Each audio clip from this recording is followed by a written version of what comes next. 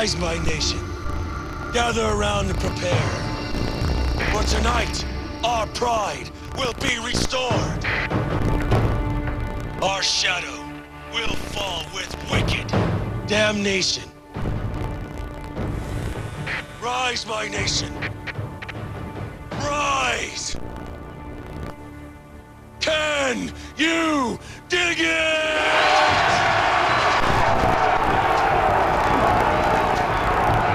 No score can settle our history with these enemies from the south. Oh. Chucky. They may have taken our so-called fearless leader, but the deceptions do not stop there, my flock. Oh no. Chucky! They have taken from us that which is rightfully ours, that which defines us all!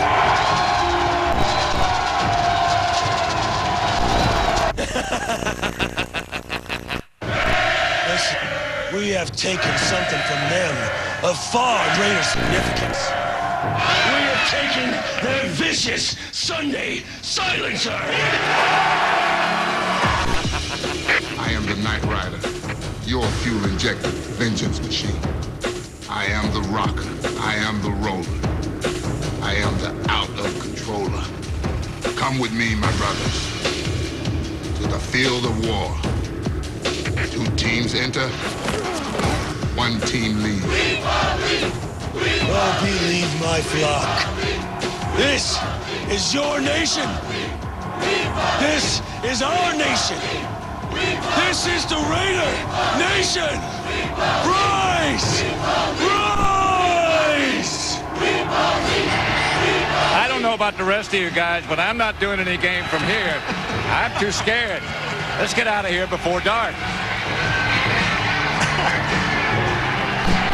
They will play a game here, however. Pat Summerall here with Joe Theismann and Paul McGuire. And welcome to ESPN's Sunday Night Football again. And this ought to be a dandy. Joe, if you like old-fashioned football, we ought to see a mess of that tonight. Oh, Pat, if you love old-fashioned football, this is exactly what you're going to get tonight. Remember those days of old when the Raiders used to throw the ball down the field? Bombs filled the air. Well, Rich Gannon has 3 touchdown passes that average over 46 yards a reception. And remember those Tampa Bay Buccaneers? Before they ever had any offense, everything they did was dominated on the defensive side of the ball. Well, unfortunately, those days are back as well. They have yet to score an offensive touchdown. Raider football bombs away. Tampa Bay football, bloody your nose. God, I can't wait for this one. Old-fashioned football, and really the heart and soul, Paul, of both of these teams is defense. And 2 of the best defensive players ever were teammates on the Tampa Bay Buccaneers. Yeah, Warren Sapp went to 7 consecutive Pro Bowls with Tampa, and now it's hard to believe that he has an Oakland Raider uniform on. But make no mistake about it, he is their leader, not only with his mouth, but with his play on the field. And I would imagine tonight he's going to raise some havoc with Tampa Bay's offense. On the other side of the ball, Mr. Brooks. I'll tell you, this guy, 7 consecutive Pro Bowls. Derek Brooks is the quiet leader of this football team. He has 5 returns for touchdowns. That's in his career. Now, if I were the Oakland Raiders, I'd be very careful about throwing the ball in his direction. And, oh, by the way, Derek Brooks will be wired tonight. Come on, baby. Bring it in. Hey, let's go, baby. Hey, we all we got up in here, man. Let's go, boy. You got to feed on this. Hey, use that energy, man. Get this first win on 3. Win. 1, 2, 3. Win. Cold hard fact. Other beers are shipped warm in rail cars. Coors Light Rail. Welcome back to Network Associates Coliseum, the match between the Oakland Raiders and the Tampa Bay Buccaneers. And there's a lot to talk about in the match between these 2. ESPN presents Visa SkyCam, innovative technology on ESPN, the worldwide leader in sports. Visa SkyCam provides some of the most unique and memorable images ever seen from angles that no other single camera in the world can achieve. We are excited to bring it to you every Sunday night. Now to Susie Colbert. Pat, strange is how Tim Brown describes being here tonight in anything but silver and black. Mr. Raider for 16 years until they cut him loose in the offseason. No doubt, emotions are high. I'm sure the first time I step on the field, man, it's going to be, very emotional, very weird, being in a different color. And, certainly the last time I step on, I'm walking off the field, it's going to be something that I may take a moment to look around, just to say, because I don't know what I'm going to do next year. I don't know if I'm going to play again. And even if I do, the chances of coming back here playing are not that good. So I'm going to soak it all in, man. I'm enjoy it and just trying to have a lot of fun. Tonight he'll savor walking off this field for likely the very last time. He also hopes to savor touchdown catch number 100, which would put him in elite company. He'd be just the 4th player in NFL history to do it. He believes the stars are aligned for it to happen tonight. Don't miss his shot at history.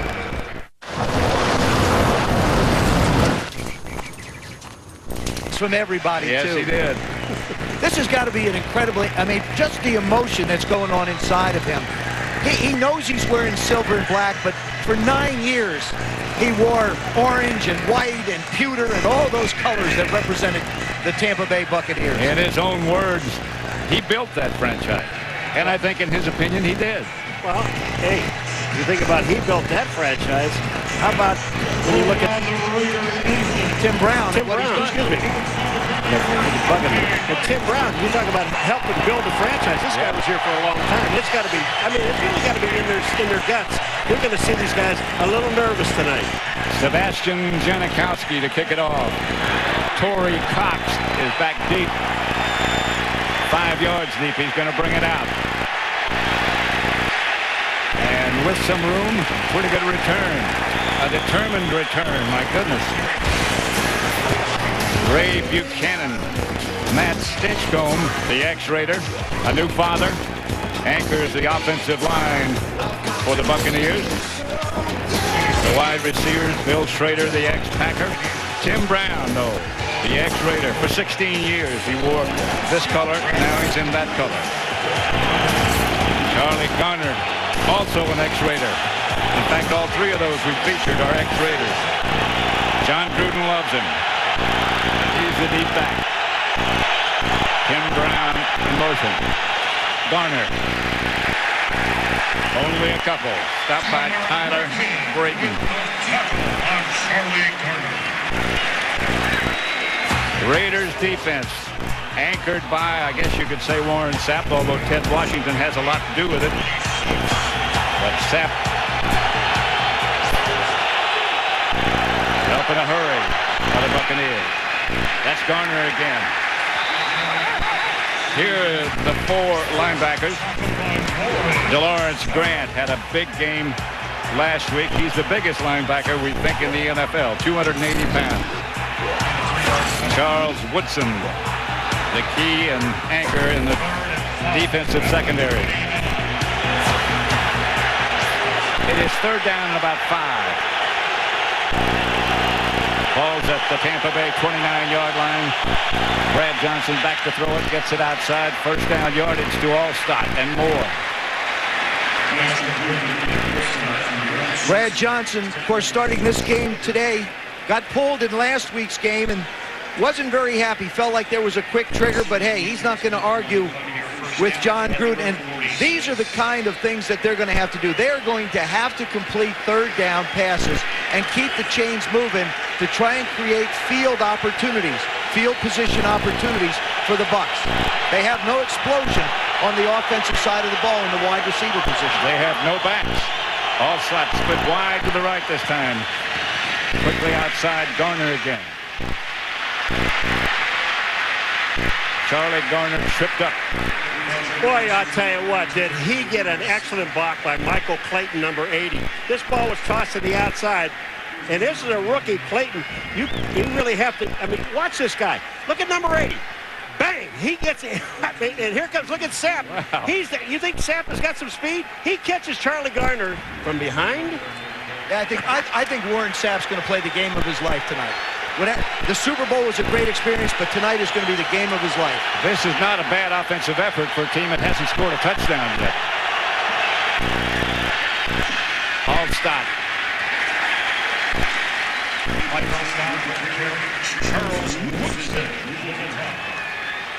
Tampa Bay has struggled offensively in the first 2 football games. They've just not been able to mount any kind of drives. They got the best one in this game tonight. You see that 17 drives, just 3 points and 3 turnovers under Brad Johnson. Of course, he was pulled for Chris Sims, who played most of the ball game last week. What do they consider the red zone? 20? Yeah, so they're not in there yet. Not quite yet. 2 tight ends set up. Johnson back to throw it. Had some time. Incomplete. Intended for Jameel Cook. And really, and you know, from a Tampa Bay offensive standpoint, you just have to be able to complete those passes. There's so much pressure on Brad Johnson to make it 3rd down and 4 as opposed to 3rd down and 9. Do I need to tell you it's a bright, sunshiny day? And Gruden's stuck in the sun looking out for about another 15 minutes. This is the situation that's killed the Buccaneers. Too many 3rd and longs. But they're in field goal range. Brad Johnson, quick fire.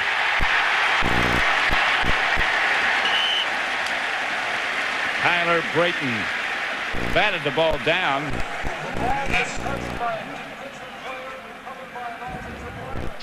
You know, I thought it was caught by somebody. You know, this is, look at Tyler Brayton get up in the air. This is the best defense you can have to help your secondary. Once you see the guy go to your knees, you know that they're going to try to throw the ball quick. Get up in the air fast. The last thing that Norv Turner, the head coach of the Raiders, told us when he left the meeting on Friday with us, he said, we want to stress to our defensive linemen, because of their Tampa Bay short passing game, get your hands up and start knocking them down. From 36 yards out, Martin Gramatica. Has to be Cozy Coleman's first reception ever. Gramatica is good from 36. And so the Buccaneers break on top 3-0. All set up by Charlie Garner. And that scamper by him. Caught by Warren Sapp.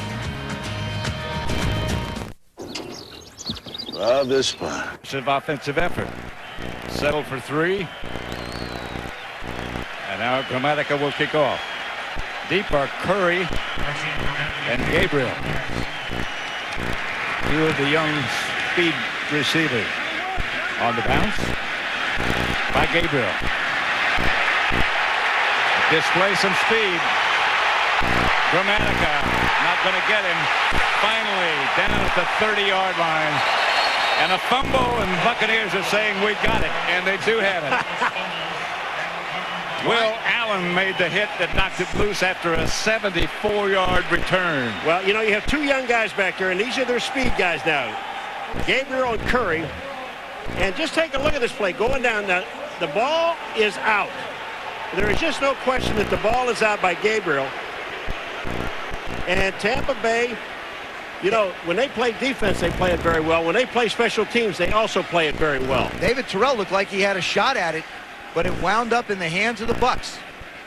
You're saying a 74-yard return is good special teams? Well, what I'm saying is at the end of it, if you still hustle and make a play and turn the ball over, right. Yeah, it is hustle. They got the ball.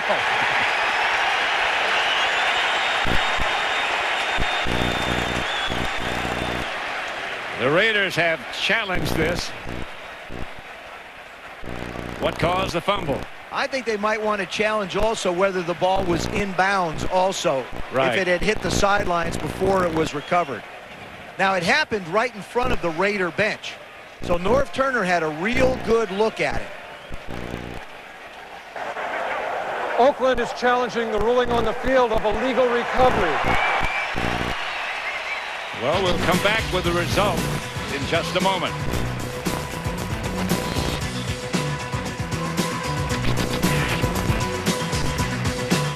Up and there's better than it has to be. Miller, good call. Verizon Wireless, we never stop working for you. Kia Motors, Kia, make every mile count. And Old Spice, stay in the zone.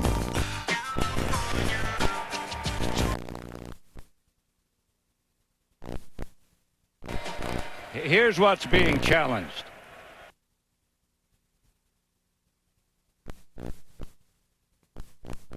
Get out of bounds.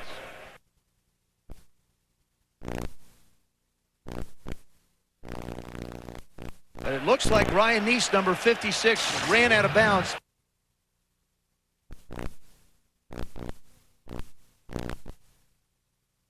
Recovery by 10.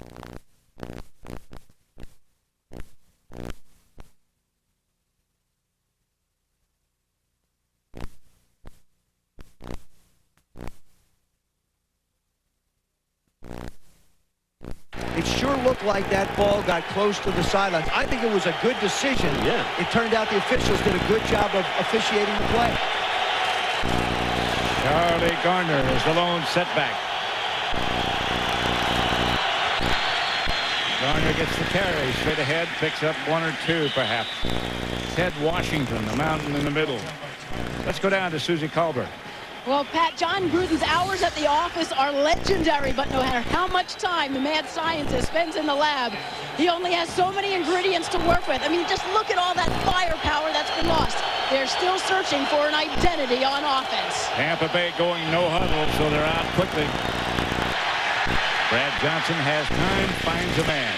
I'll tell you one thing, when you look at all the guys that are missing, you're looking at a lot of scoring power. These guys, and when you look back at this football team, Joe, they don't have any speed left.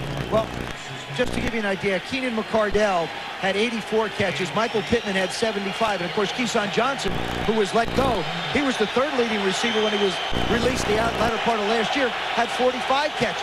That was Ken Dilger who made that reception. And here's Johnson back again with good protection. It all broke down at once. Oh, man, I'll tell you, this is the best pass defense in the world. When Brad Johnson looked downfield at his receivers, every single one of them were covered. He had absolutely no place to throw the football. Watch how quick he'll pull this thing down. He's going to come back. He looks right. He looks back to his left. There is absolutely no one open, and then the door closes. He can't get to the line of scrimmage. Akbar Bajapia Miller. Hey, you got the sack. I know I got it. I know his brother. AGB. Got KGB and AGB. Short kick. But a good bounce. And continuing to bounce in Tampa Bay's favor. Rolled down all the way inside the 20 for a 54-yard punt. It wasn't that good. But that's the result. Rich Gannon.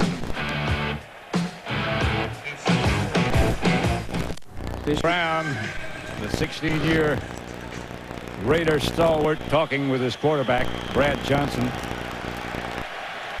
And you got to remember, these guys haven't spent a lot of time together, so that kind of communication on the sideline is vital information for Brad Johnson, because if Tim Brown sees something, maybe they can hook up later on in the quarter. Zach Crockett and Tyrone Whitley, and Whitley gets the carry. And he breaks into the secondary, still on his feet. Whitley could be off, but they can't catch him. Whitley to the 30, close to the 20, down at about the 21. 62-yard game by Tyrone Whitley. Boy, this is exactly what Norv Turner was hoping for. You're talking about one of the best run defenses in football. Big job up front, nice cut. They just maul the front line. And what a horrific job of tackling by Tampa Bay. Jermaine Phillips, who replaced John Lynch. This is the kind of stuff you cannot have happen. He's the man they were counting on. Now watch what Tyrone Wheatley does. He knows he's not going to outrun anybody, so he puts two hands on the ball to protect it. Justin Vargas takes over as the running back. Same play it appeared, and good yardage again. Shelton Quarles.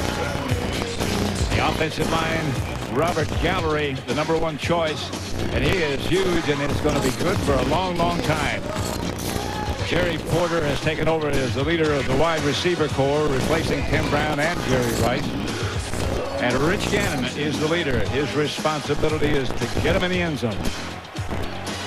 More of a timing passer than a great arm. Vargas again, the deep back. Gannon. Lofting deep. Incomplete. No flag. Now the only thing that happened there is they got their feet tied up. Jerry Porter got tied up at the corner.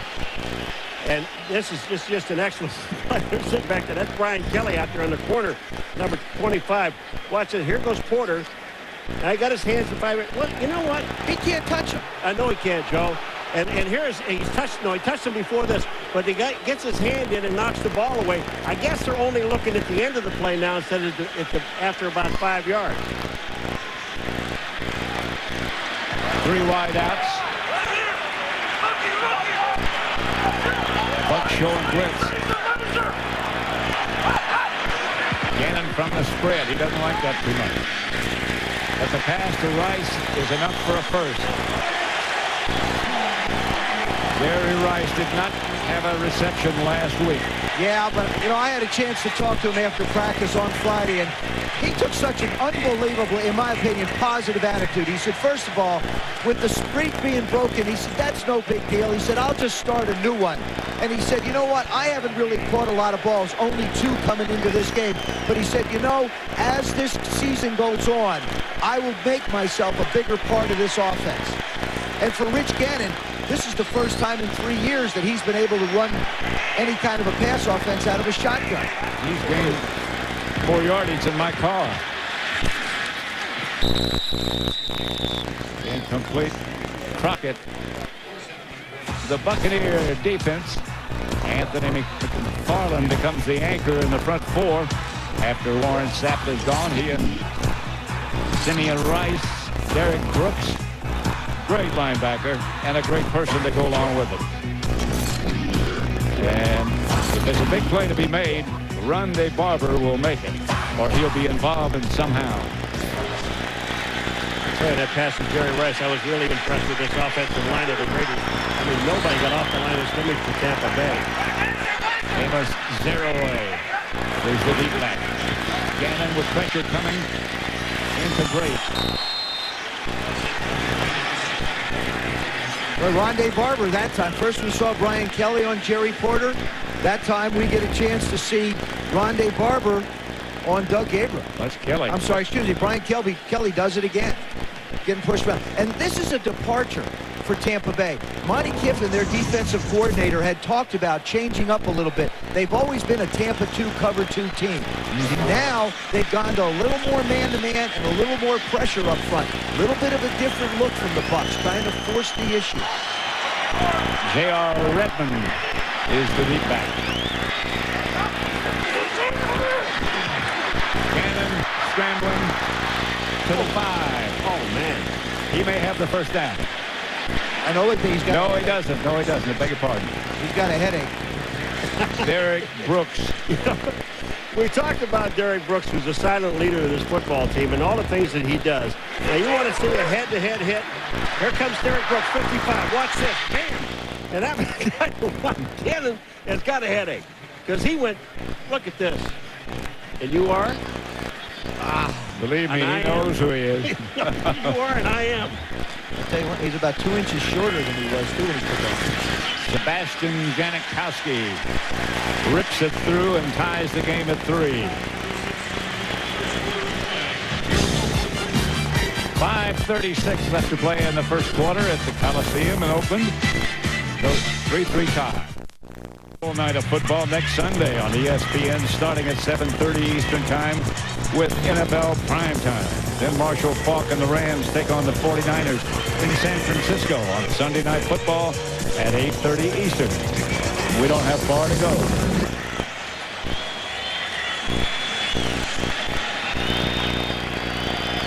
Janikowski's kick handled by Schrader. Oh, let's go down to Susie Colbert. Well, Pat, we saw Rich Gannon get rocked on that last series, and they've taken him into the locker room. He told us the other day he has so much invested in this season from a personal standpoint. He's worked so hard to rebound from last season's shoulder surgery. He lost weight so he could move better. He's had to deal with critics and the addition of another top-notch quarterback in Kerry Collins. Gannon hoping to have the best season of his career, but he knows now, with Collins in the shadows, it's week to week. Kerry Collins is warming up, and we'll see him on the next series. The Buccaneers with Brad Johnson. Chris Sims replaced him last week. Charlie Garner is deep. Garner hammers it into the secondary. For his size, he runs as hard as anyone in the NFL. We have Derek Brooks, by the way, wired. Let's see that last hit on Gannon. Yeah.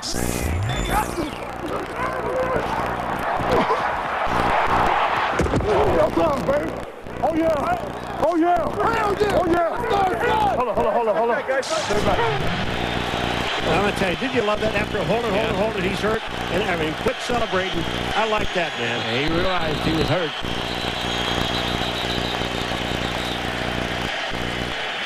Timeout, Buccaneers. Brad Johnson heads over the sideline with his team tied for the Raiders at 3.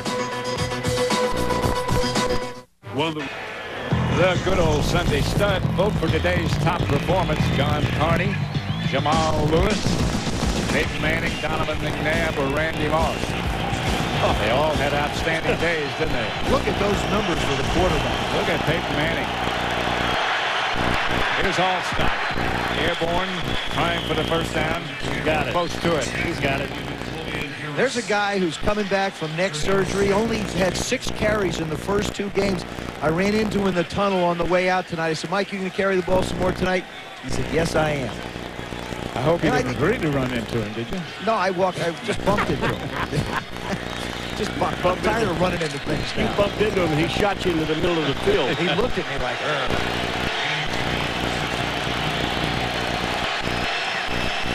Charlie Garner, the lone setback. Brad Johnson gives to Garner. Oh, man. Flag on the play. Got an loss on the play. I think the Raiders lined up offside. Napoleon Harris made the hit. And I mean, it was a jarring hit on Charlie Garner. Tony Parente, by the way, is the referee.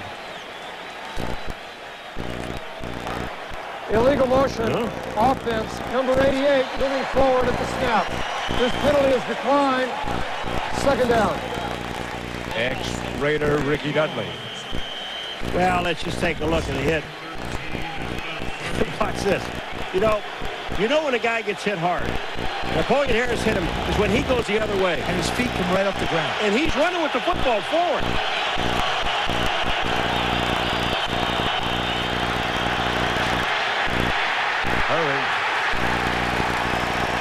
Tyler Brayton. Now that should be intentional grounding. Applied the pressure, and you're right. I think it should be. That call should be. I believe he should throw the flag up. They had Charles Woodson on a corner blitz on that play, and no one picked up Tyler. And they're throwing the ball near the line of scrimmage. Third down. He was still in the pocket, and he threw the ball near the line. He said he called him outside the pocket, Paulo, and the ball was near the line of scrimmage. What I appreciate is the explanation. That was very good. Now you see Woodson 24 coming from the outside, so they let Tyler Brighton. It's the closer guy to the quarterback is the guy you pick up. He wasn't outside the pocket. That he wasn't.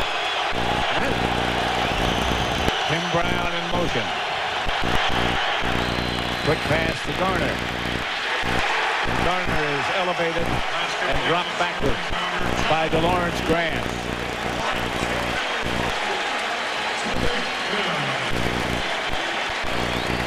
These linebackers of the Raiders. Watch this. Here comes Tim Brown in motion. Now watch this. Charles Woodson. Bam! He doesn't get off the line of scrimmage, Joe. Well, Tim Brown's in his 17th year. If you bang him, how far is he going to go? Josh Bidwell back to punt.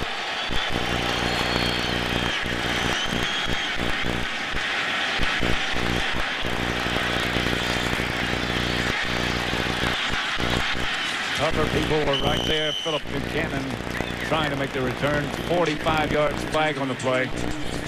45-yard punt.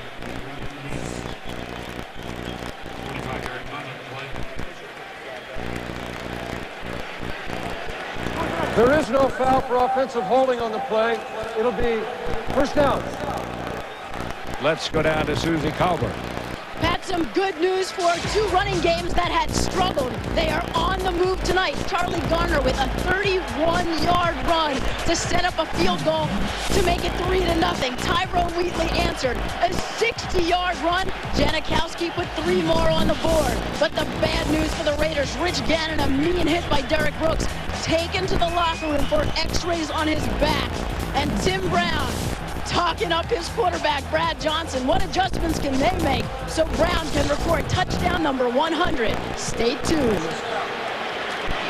Here's Kerry Collins, the ex-Giant, ex-Saint, and ex-Carolina. The Raiders got a 5-yard penalty for having too many players in the huddle, so it'll be 1st down and 15. Well, Collins comes in and everybody wants to go out there with him. Yes. Hey, Kerry's going. Why can't I?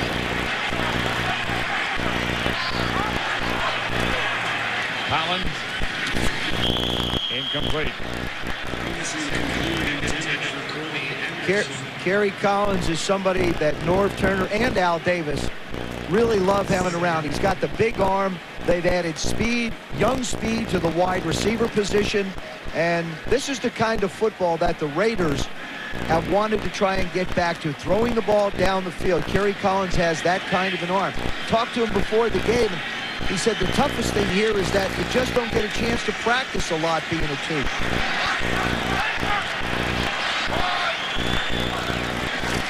Second. Collins tears it out, complete. Jerry Porter, 17-yard gain. Well, here's a guy, Jerry Porter, that waited a long time to be the #1 guy here. And when you take a look, what do you say, Collins doesn't have enough time to practice? Watch his throw. How much time do you need to get the ball out that quick? That is fast. And an excellent run after the catch by Porter to pick up the 1st down. Porter's a big, strong guy. And he really is, and he's relishing the opportunity to start. As you mentioned, Paul, he waited a long time between 2 Hall of Famers to get his chance. And now he's become the #1 receiver. Collins to Wheatley. And Wheatley a couple. Well, Patty, he's the #1 receiver, except the only problem with it is this is the last year of his contract, and he doesn't really think that he will be here next year. Well, he doesn't know. You know, it's funny. I said, is the fact that you're going to be an unrestricted free agent a motivating factor? He said, no. He said, what's motivating to me is the opportunity to finally get a chance to start, having earned the right to be there. And he's gone through a lot. I mean, he has really, really suffered and stayed behind Tim Brown, stayed behind Jerry Rice. Now's his chance to shine. Wheatley again. Hammers ahead. You know what? It's a 3-3 game. And there are people that say, I like to see offense. But I love to watch a game like this. This is offense. Yeah, I'm telling you, they're being very offensive, the defensive guys towards the offensive guys. I mean, they are really hitting down in the trench, in the middle where the big guys are. Not where the little people are, where all the big guys are. They're on the dirt. You got to play in the dirt. Oh, yeah. You play in the dirt. You can win with kids.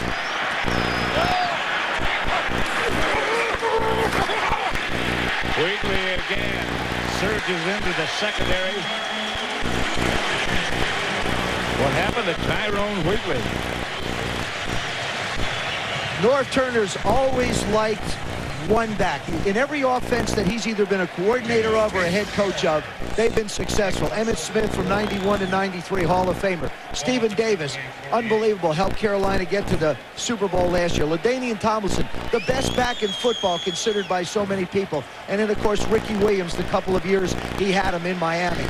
And now Tyrone Wheatley, even late in his career, having an opportunity to be able to do things. 0 away. Hit the pile and broke away from it. Well, this is when you talk about quick feet, and this is what Amos Zeraway gives him. He hits the hole, back to the outside. That's the end of the first quarter with the score. The Buccaneers 3, the Raiders 3. Boy, and what a shot that was by Hope. And most likely that left shoulder. That's it. Helmet right on. Boy, and Lamar Gordon, heck of a job just hanging onto that ball, because that is a blow. When a defender changes your direction that violently, that is a shot. That left shoulder is tender as Gordon is helped off the field. And we talked about all the turnovers early in the game, guys, in this weather. I'm thinking that's only the beginning. Second down and 3 at the 41. 15 seconds remaining in the first quarter. Here's Henry with running room, and he gets to the 46. Joey Porter with the tackle after a gain of 6. And that is the end of the first quarter with the score Pittsburgh 3, Miami nothing. New car smell! Touch a new car smell! Because he came pretty much out of the blue. Why Norv Turner? Why did Al Davis hire him? I asked Al that question the other day on the phone. I said, why Norv Turner? He said, I didn't want a dictator or a disciplinarian. I wanted a guy that knows football, and he went around the league and he asked people about Norv Turner. He liked what he heard, and that's why he hired him. Here's Kerry Collins. A lot of time. Flag on the play.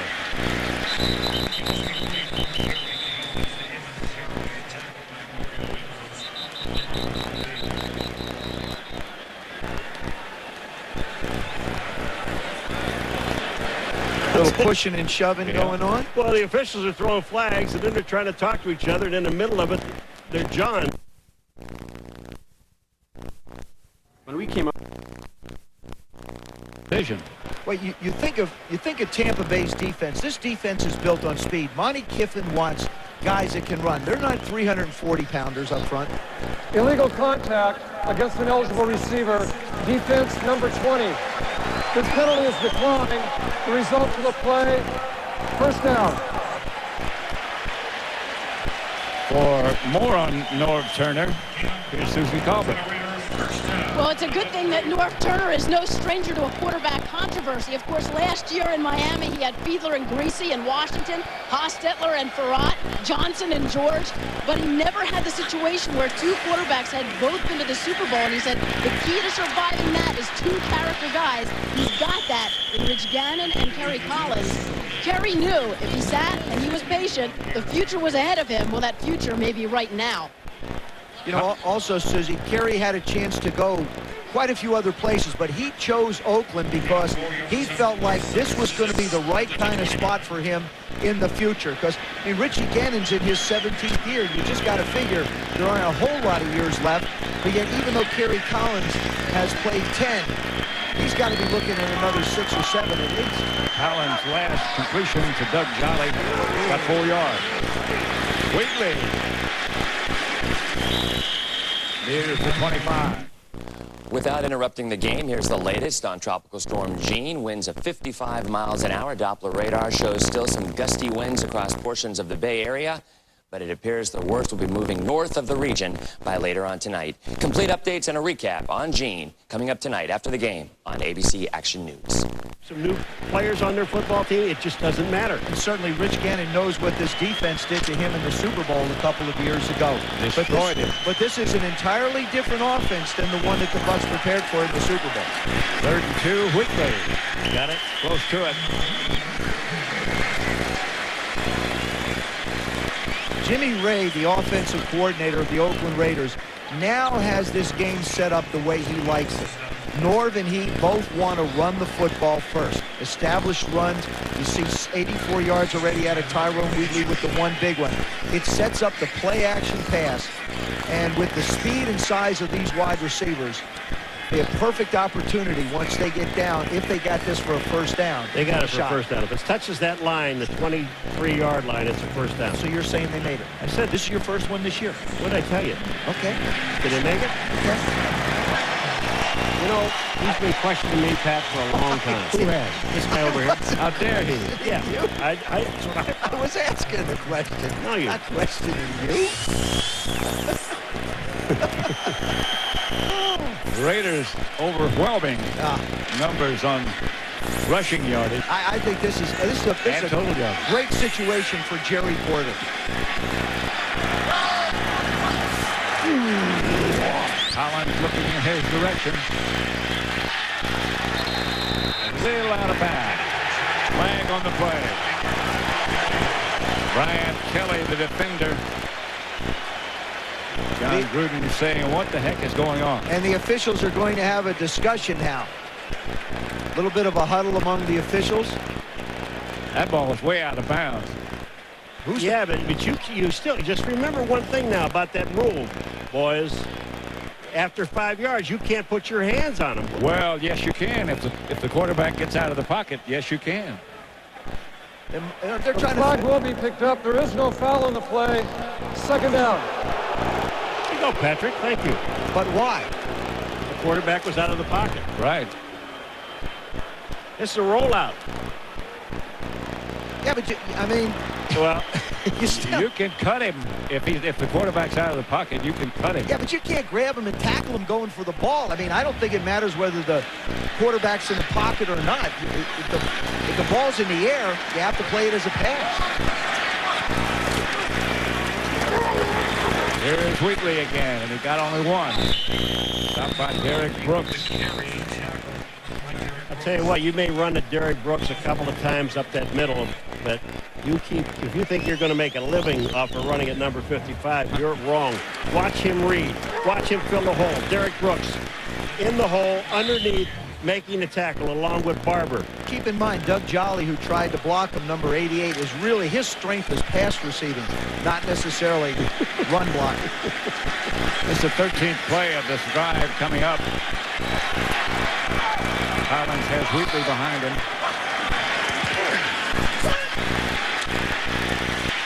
Looking for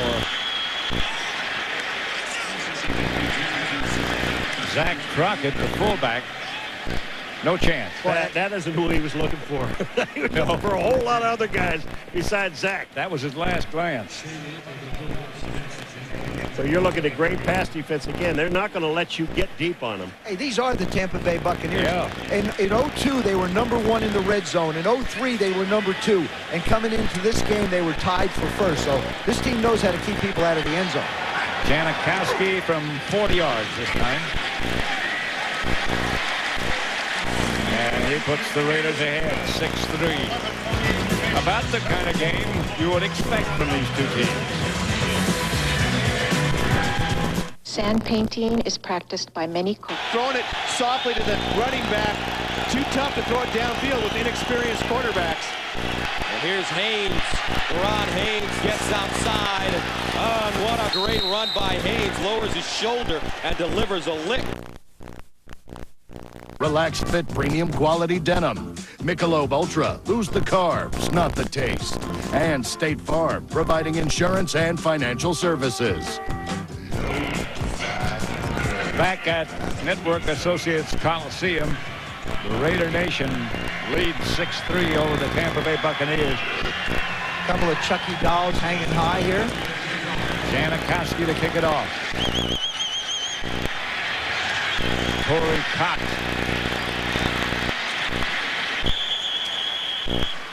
Back to about the 32-yard line, where the Buccaneers will try to go to work on offense.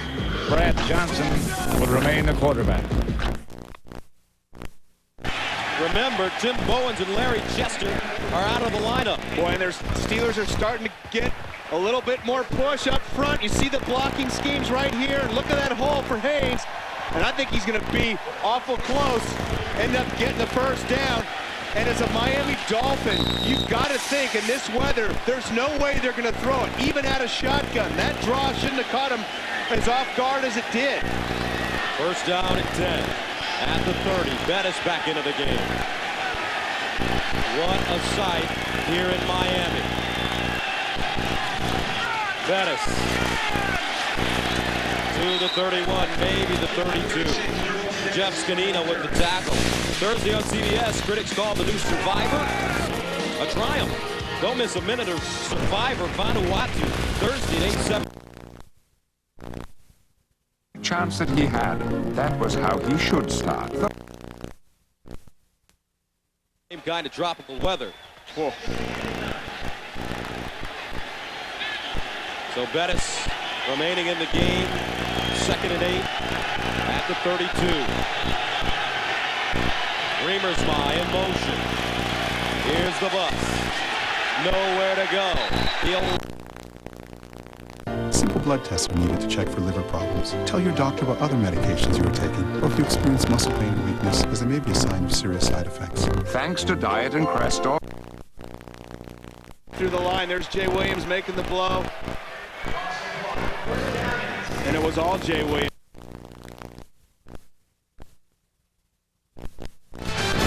Monday Night Countdown at 7:30 Eastern on ESPN is the best place to get ready for Monday Night Football. Then on ABC at 9 Eastern, Bill Parcells leads the Cowboys against Joe Gibbs and the Redskins on Monday Night Football. That's some rivalry between those two.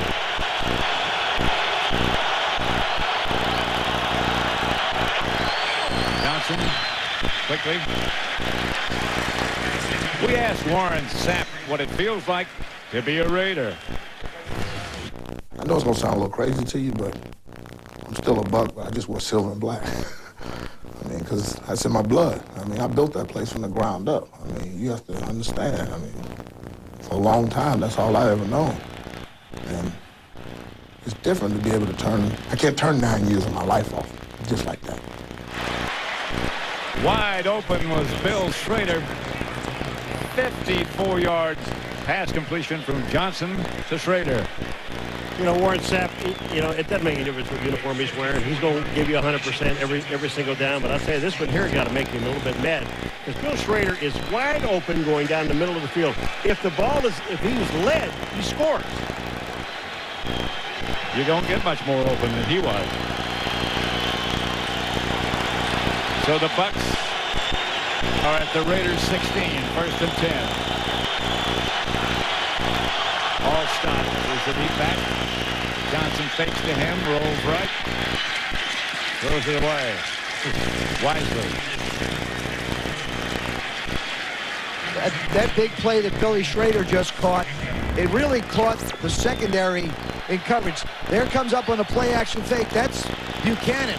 Ray Buchanan, who's, watch number 34, left part of your screen. He doesn't deserve to be there. Billy Schrader runs right up the field. This is sort of new this year for Ray Buchanan. He's replaced Woodson in that secondary, Rod Woodson, and I think he's got a little bit more to learn. Just a little bit, huh, Paulo? Yeah. They get to Allstott, and Allstott bangs out a couple. Napoleon Harris made the stop.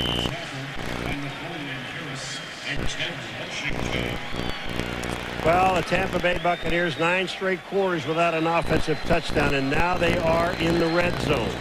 And, you know, it doesn't get any tougher. You know, Brad Johnson on the play before this, he ran a bootleg. Joe rolled out. There was nobody out there. There was nobody to throw the ball to. 3rd and 7. And he's not going to take off and run with it. No. We have 9 quarters. Do I hear 10? You're an auctioneer now.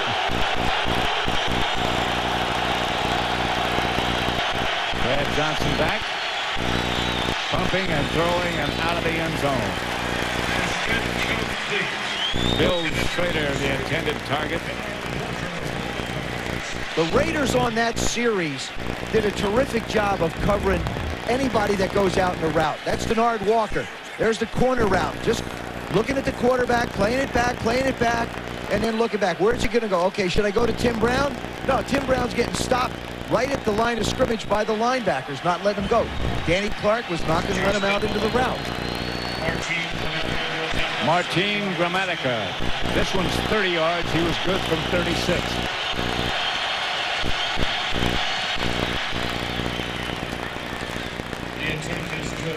Martin has ceased celebrating as he formerly did.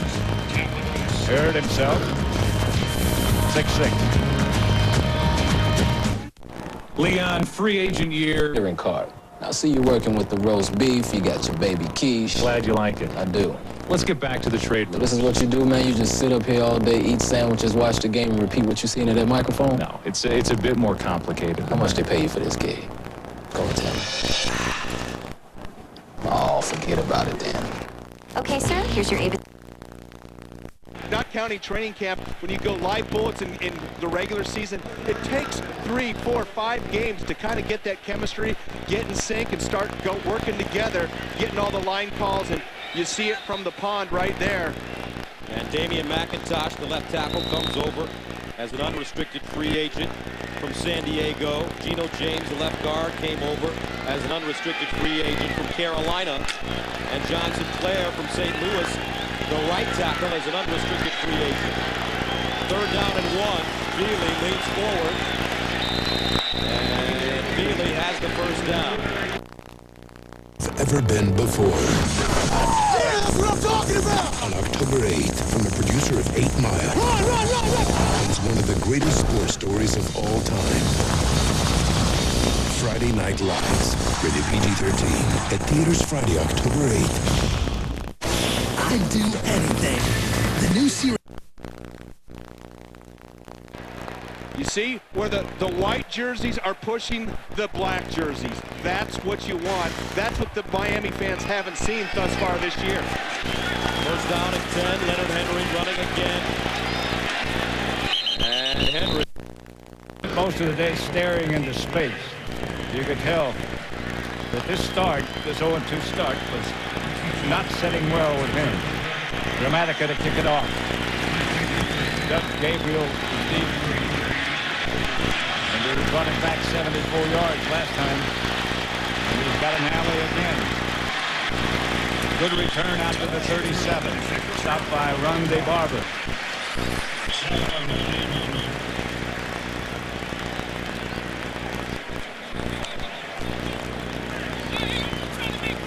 John Gruden. Warren Sapp said something very complimentary about him in our meetings on Friday. He said that you can't underestimate John Gruden because he will scheme something. He said he may not have the players, he doesn't have any explosive players on offense, but don't ever underestimate his ability to scheme his way to success. And I think it's very astute. The man spends hours trying to scheme completion. I know we had to visit with him at 7:30 in the morning. I've never met a coach at 7:30 in the morning. Flag on the play. Unless you were coming in. This one I wasn't coming in. What was that? Nah. Don't repeat it? No, he's doing all right. He got hit in the head with Gannon. Illegal motion. Offense number 87 was cutting upfield prior to the snap, or at the snap. 5-yard penalty remains 1st down. The one thing he couldn't scheme was how to keep Warren Sapp. John Gruden told us how he had coped with the Bucs' recent disappointments. We'll have to cope in just a second. The Raiders are out and ready to go. Collins.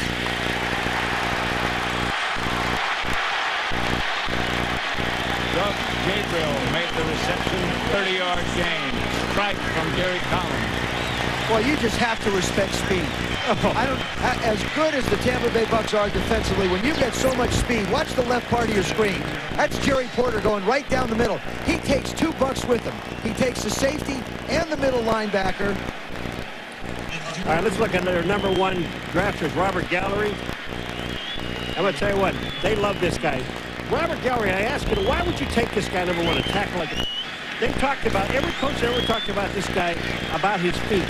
He's got great feet, he's very smart, and he's got more hair than I have, or ever had.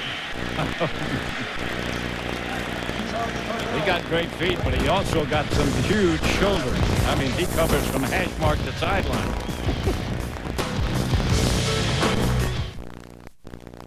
And playing the field position game. Right now, you've got to have your punter get it inside the 15.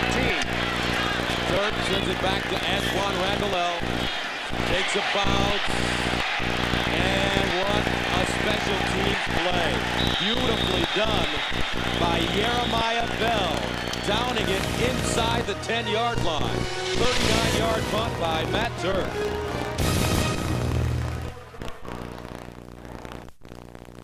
The award-winning quality backed by America's best warranty. 10 years, 100,000 miles. The Hyundai Santa Fe starting at just $16,344.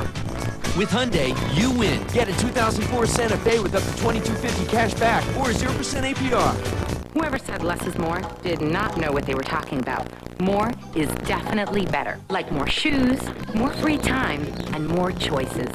Which is exactly what I got with Bright House Network's digital cable. Hundreds of channels, enough to please everyone in the house. And this Movies on Demand? It's like the world is at my command. With Bright House Network's digital cable, you'll get more out of your entertainment time with features satellite can't offer. For free installation, order today and see how bright life can be. More Brad Pitt. Now that would be good. It's about you. It's about saving money. It's about time. It's the Ford 100-hour sales event. You've got just 100 hours to get 0% financing for 72 months on every 2004 Ford car, truck, and SUV. Plus, make no payments until January of 05. You've got just hours to get interest-free financing for 72 months and make no payments until next year. It's about time. It's about saving. It's about to end September 30th. Get to your local Southern Ford dealer now. How far would you go for a loved one? I'd do anything. A new reality series where competitors perform sports challenges to try and win sports fantasy. For friends or loved ones, I'd do anything. Premieres Tuesday on 10 Eastern on ESPN. I can't tell you what I think for you two guys. Well, we appreciate that. I'd do anything. Would you jump offside like Derek Brooks did, trying to time the snap count? I would think so. Warren's yelling at his buddy. Well, Derek's laughing. I'm sorry. Offside, defense, number 55, unabated to the quarterback. 5-yard penalty, remains first down. Warren Sapp is going to rev him a little bit, but Derek Brooks, you think he's a little anxious? Watch this. Now, watch what he does when he gets inside. Oh, no. You know, he does the right thing. He touches the quarterback and doesn't let him go through with the play. We talked about class, too. We've seen other times guys come through and just blow the quarterback up. I mean, you know, he knows he's offsides. Go play again.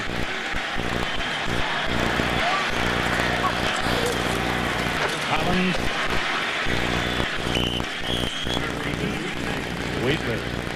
Let's listen again to Derek Brooks. Let's go have some fun, man. Let's go dominate. 1, 2, 3. Dominate. Yo, come on, baby. Oh, yeah. Oh, yeah.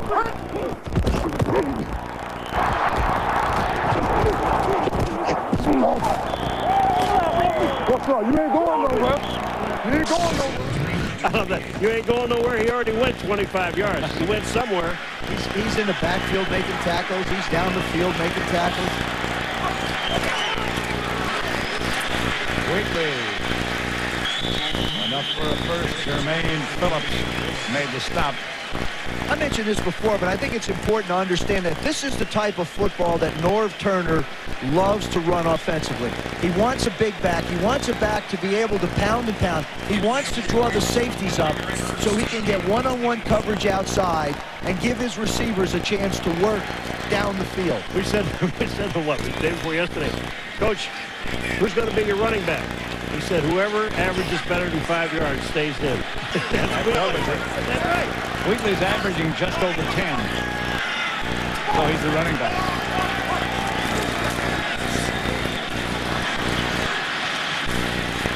Whoop, he just hurt his average. No, Tampa Bay just hurt his average. Well, you know, Monty Kiffin, the defensive coordinator of Tampa Bay, has gotten more and more aggressive with the linebackers. We've seen Derek Brooks come in a little bit more. We've seen the safeties get a little bit closer to the line of scrimmage. Everybody's always talked about Tampa, and they rely on their front four, and they drop the 7 in that Tampa 2, and give me a middle linebacker like Shelton Quarles to be able to run down the middle. Well, now they've decided they want to bring pressure.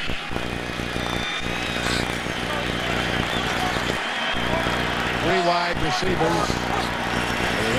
Collins. Quickly. That was well covered. Lucky that one wasn't picked off. Brian Kelly and Barber both were there, and they're looking at each other. That ball should have been picked off. Yep.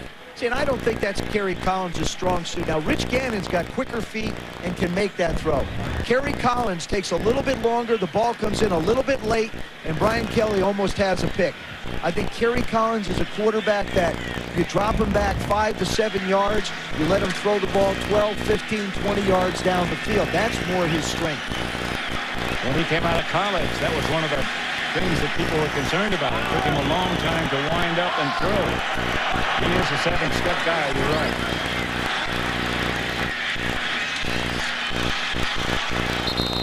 Juggled, batted around, but incomplete. You know, we talked to Simeon Rice yesterday, and he said, tomorrow's my night. It's my night. I'm going to show you everything I've got. I'm going to show you all my skills. Well, he's got Barry Sims on the outside. Watch this. Here's Simeon. Now they came back out. Not only did they block him with one guy, they came back to the outside with Middleton. He said the thing that bothered him was somebody chipping him. Yeah, that was a 300-pound chip. This is 45 yards out for Janikowski. A little bit more than that. And off the dirt. That's the difference. Off the dirt. No good. Let's go quickly to Chris Berman. All right, Pat, thank you. Saturday nights are right for fighting. Sunday nights are right for field goals. This is Jeff Reed, a 40-yard field goal, and then dry Miami in the first quarter. And then the monsoons came. A hard rain gonna fall, babe, late now in the second quarter. 3-0 Steelers. Pat, you dry? We're dry in Oakland. Do you have a feeling watching this football game, gentlemen, that the team that scores a touchdown wins? Yeah, I do, but I also think that this is the kind of game that the Tampa Bay Buccaneers need to play in. They have no explosiveness on offense. The longer this game stays close, the better the Bucs are going to feel. I got a feeling that's going to be a long time. Nobody's going to break it open.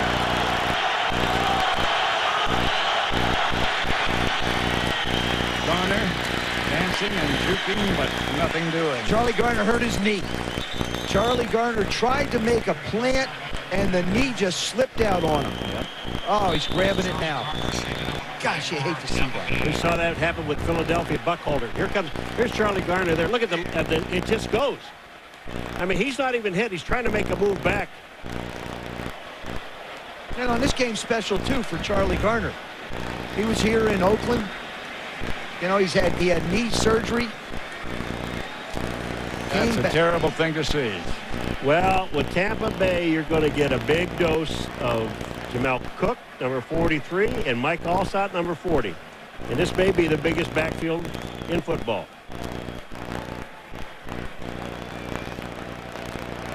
Susie Colbert has some more information, we hope. Well, Pat, the Raider quarterback saga is on. Rich Gannon, who says he worked harder than he ever has in the offseason, knocked out in the first quarter, x-rays on his back, negative, his return uncertain. Kerry Collins gets his shot, 4 of 9 for 59 yards. Norv Turner told us he is as good as he has been around. He's got a live arm, moving the team. Rich Gannon may have a tough time getting his starting job back. And right now, of course, we'll keep an eye on Charlie Garner. A guy like Charlie Garner, you hate to see anybody get hurt. But he runs so hard, as you were talking about earlier, Joe, that he hurts himself. He gets hurt. That one wasn't caused by running hard. It's the power that he runs at the hole with. Right. It's also the power that you saw in that cut. As he tried to plant that foot so hard, the knee just gave out. I mean, to me, Charlie Garner is a back that could really only carry the ball 20 times a game. You look at him and say, he should be a 27 carry guy, but he beats himself up with as hard as he runs. In his career, he's averaged 4.6 yards per carry. Oh, I mean, we saw him on the explosiveness of him. I mean, in a reception early in the first quarter, getting Tampa Bay into position for their first opportunity to put points on the board. Well, look at the Raiders that are going over to Charlie Garner, and all of his teammates came out, and Charlie Garner's on that cart leaving. And listen to the ovation he'll get from, this has been a great player wherever he's been. Mm-hmm. He has been. And now the problem is, let's get back to some reality. I mean, now where do the Tampa Bay Buccaneers go? Well, they get Michael Pittman back, who's been on a 3-game suspension, next week. So they have a half of football to try and figure out what to do. Well, now, remember the Oakland Raiders just got a penalty? 12 Illegal players in the substitution. offensive huddle. 5-yard penalty remains second down. And I'll tell you, Warren Sapp was jumping up and down, and he spotted. He said, wait a minute, you got too many guys in the backfield. Jamal Cook, number 43, was in, then left the field. There are certain things that Frost coaches. I think we just found another one that Frost group. He can look sad, but he can also look bad. Johnson back to throw it.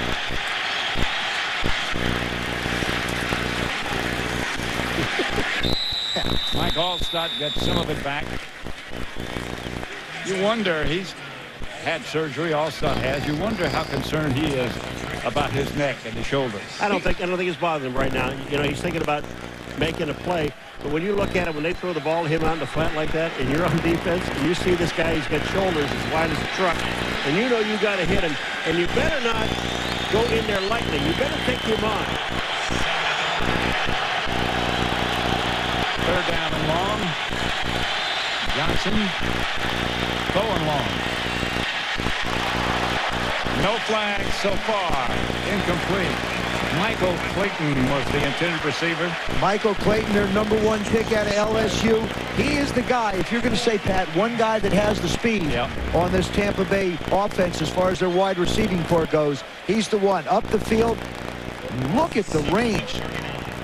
That was Schweiger. Look at the range that he covered. He's a third-round rookie out of Purdue. He just came flying across the field.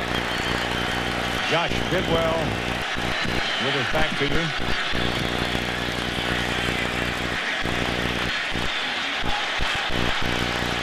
Philip Buchanan on the return, 37-yard punt, 7-yard return. Flag on the play. You know, on that last pass play to Clayton, Joe? Yep. Brad Johnson could have run the ball and picked up the first down, but he does not run.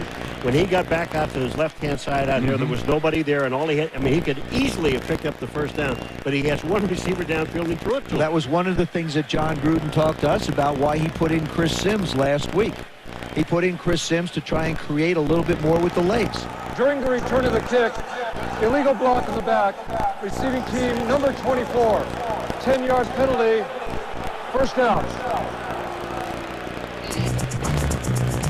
Join us for a full night of football next Sunday on ESPN, starting at 7:30 Eastern Time with NFL Primetime. Then Marshall Faulk and the Rams take on the 49ers in San Francisco.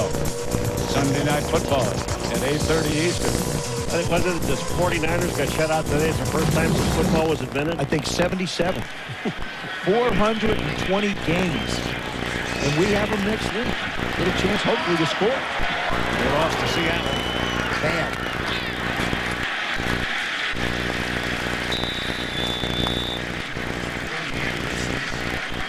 That big offensive line of Oakland, you let them sit up there and just get in the way of people and let Kerry Collins sit back deep in a pocket and let them extend that Tampa zone. Look at Robert Gallery. You see him, number 76. I said, can I call you Bob? He says, no, Robert. I said, hey, Robert. But you know the thing about it is when they brought him here, #1 pick, he always was a left tackle. So they brought him in, they made him left guard. Then they wanted to use him at right tackle. Now he's playing there. And Joe said, they said, well, why right tackle? He said, that's where they want me to play, and I can help the team. That's where I'm playing.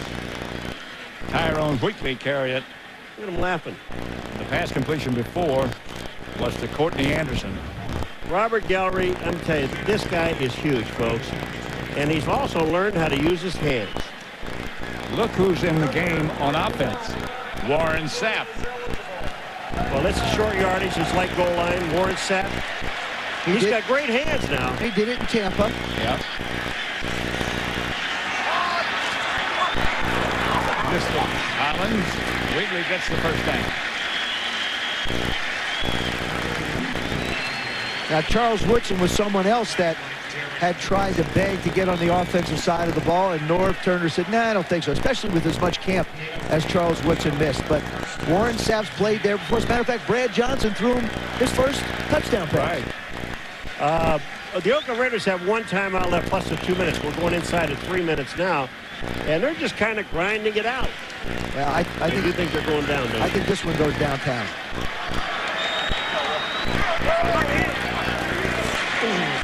There we go. Play fake. To Wheatley. Line of scrimmage. Derek Brooks with the stop. Let's again go down to Susie Culver. Well, I have an update for you on Charlie Garner. It's a right knee sprain. He will not be back. I mean, talk about hurting the Bucs in terms of losing weapons. This really couldn't be any worse for them in their backfield. They wanted Garner because he's such a competitor and fiery, lives and dies on every snap. If he has the opportunity, he's the kind of guy that can be the pulse of the team. Just a huge loss for the Bucs. Collins pops it out to Alvis Whitted. And they move the sticks. Well, this is what you give up when you blitz. And they sent a whole bunch of people, and you got Alvis Whitted on the outside all by himself. That was a nice job by Amos Zaraway in the backfield, just picking up the blitz. He's not a big guy. He's only 5'8". We get the 2-minute warning with the score tied at 6.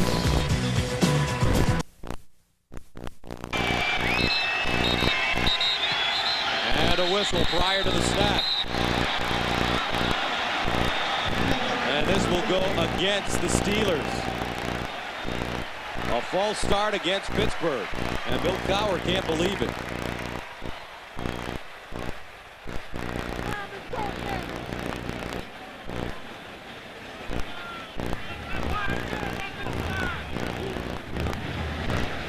So they're going to put 7 seconds back on the clock if my lip reading is correct. Bill Levy, your referee this evening. Either your lip reading or the 5 fingers on one hand and the 2 on the other. That kind of said 7 to me. As they march it back. Geez, and that's so tough, especially it's tough on a kicker's side. Cruiser. Now get $50 back with the purchase of a Sirius plug-and-play receiver and boombox. Go ahead, sweetheart. Bills with the Raiders tangle with the Texans, and in the nightcap, the Broncos battle the Bucs, where the Jets get after the Dolphins. Check local listings beginning with Greg, Dan, Shannon, and Boomer on the NFL Today. Dan Marino. How about this? We're driving to the stadium this evening, and we see Dan Marino Boulevard. And you got all excited. And you said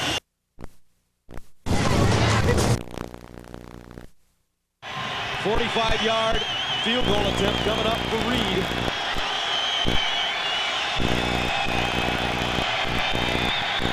Gets it up. No good. Major League Baseball playoff update coming up on the Toyota halftime show. For the Raiders offensively, they've gone to 9 different receivers, and every receiver only has 1 catch between Gannon and Collins. Buck showing blitz. Collins. Pass caught. Derek Porter. And here's the latest on Tropical Storm Jean. Winds of 55 miles an hour. The storm is moving away from the Bay Area out of the north-northwest. Doppler radar shows still some gusty winds across portions of the Bay Area. By later on tonight, skies will try to clear out, and we'll have the complete AccuWeather forecast coming up right after the game. Linebackers and defensive backs can't get through to Collins. And certainly the corners have to respect the speed outside. Well, about a corner coming into the blitz and Robert Gallery's waiting on you. That may be one of the reasons Kerry Collins decided this was the place. The size of that offensive line. Wide open and the flag on the play. Jerry Rice made the one-handed grab for 18-yard pickup, but a flag on the play. Oh, is that vintage Jerry Rice? The one thing about Jerry Rice, in all of his career, he knew he was going to get hit afterwards. And he said one time, why not just catch the ball? Look at this. He knows he's going to get hit. He tucks it back in. Bam. Hands to the face. Defense number 27. This penalty is declined. Result for the play. First down. Well, I'll tell you, that could have been a major penalty because he turned Jerry Rice's head. Mario Edwards, number 27, turned his head by grabbing his face mask. Boy, Jerry Rice, I mean, everybody talks about, well, you played in the West Coast offense. You have to remember, when he played in San Francisco with Montana and Young, they threw corners and posts and deep 14-yard ends. This offense isn't that different for him. Collins back. Drops it.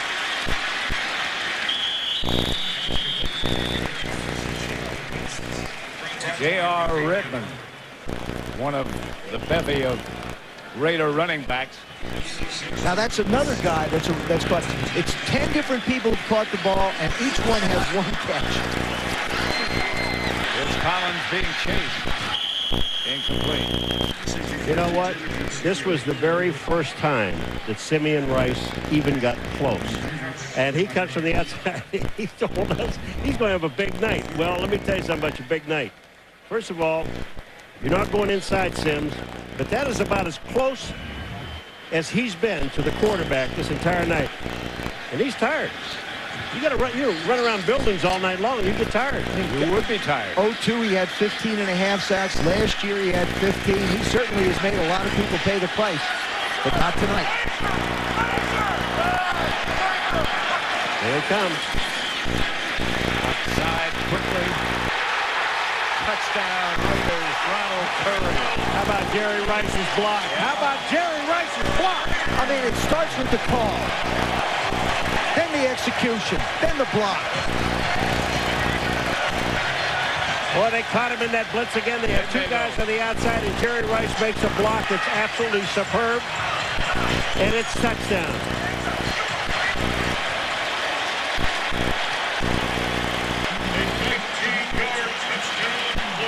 Who is this guy, Ronald Curry?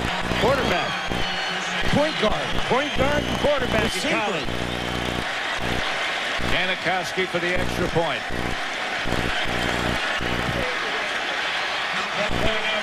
This feels good. Let's have another look at that block by Rice. Here come the Bucs. That's Rondé Barber trying to get up inside. Look at Jerry Rice. Oh, what a sweet block on Mario Edwards. Jerry Rice just doing everything. Gets down low, makes Mario Edwards go around him. Dwight Smith has to try and catch him. And that's a little bit of a vertical. That's a pretty good move. Yeah. Most guys would just run in the end zone. Yeah, that's all you got to do. Yeah. Well, come up hurt like that, and I'll watch how fast they jump on you. Well, I tell you, enough can't be said about this Oakland Raider offensive line. Gary Collins is standing back there, and he's got time. That time there, he just threw the ball exactly where he had to. Just a quick pass, read the defense. That was easy. I don't know now if Tampa Bay can score. Well, the game's not out of hand for them at all yet. I think offensively, they've had some opportunities. They've had a couple of big plays.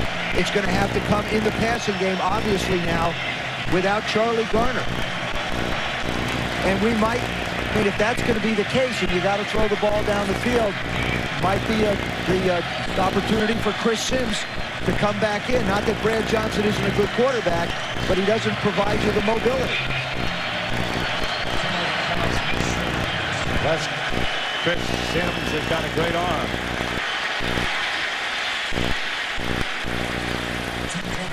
Torrey Cox lets again go down to Susie. Well, you guys wondered, who is Ronald Curry? Talk about reinventing yourself. Curry, a 7th-round draft choice in 2002, a multi-sport star in high school, actually recruited higher than Michael Vick as a quarterback. 2-sport star at North Carolina, a point guard and a quarterback. His rookie season in the NFL on the practice squad, playing every position. Last year they asked him, how would you like to make your mark? He said wide receiver. Last week, a breakout, his first NFL touchdown.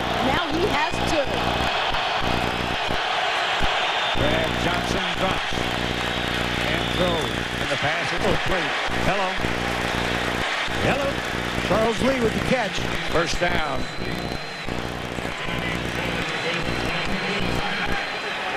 Less than a minute.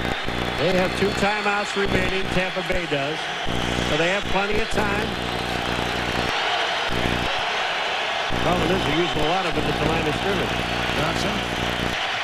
Now he's going to take off. And does and slides across midfield. Now they'll have to take a timeout.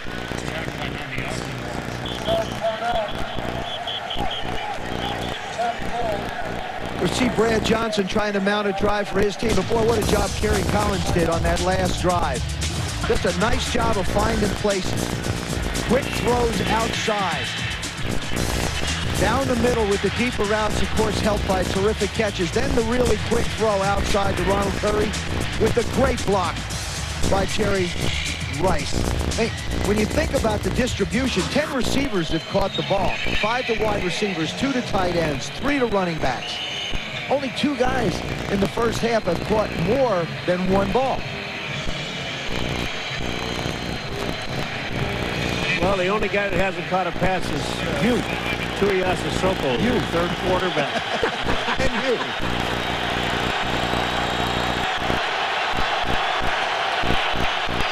Second down, Johnson.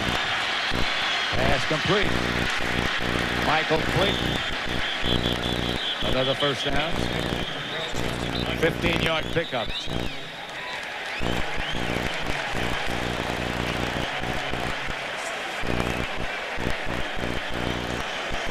And you got Tampa Bay walking backwards.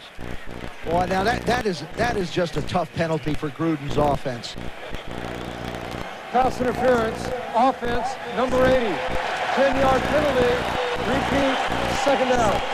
Michael Clayton, who received the pass. Well, for the violation. Hey, just remember something now. You know, here he comes off the line of scrimmage. Look at this. He just throws the defensive back out of the way. You've got to understand something. The defensive back, Philip Buchanan, has as much right to that field as Clayton does. And that was the problem.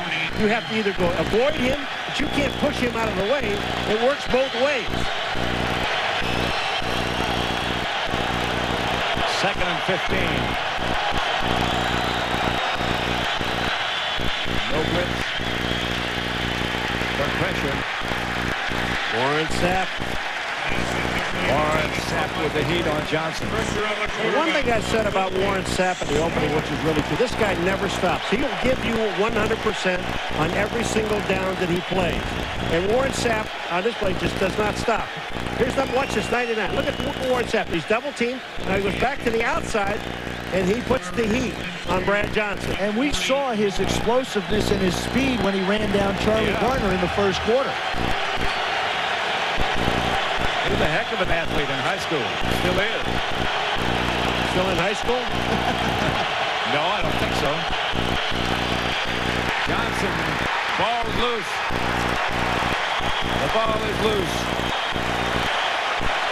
Buccaneers got it, I think.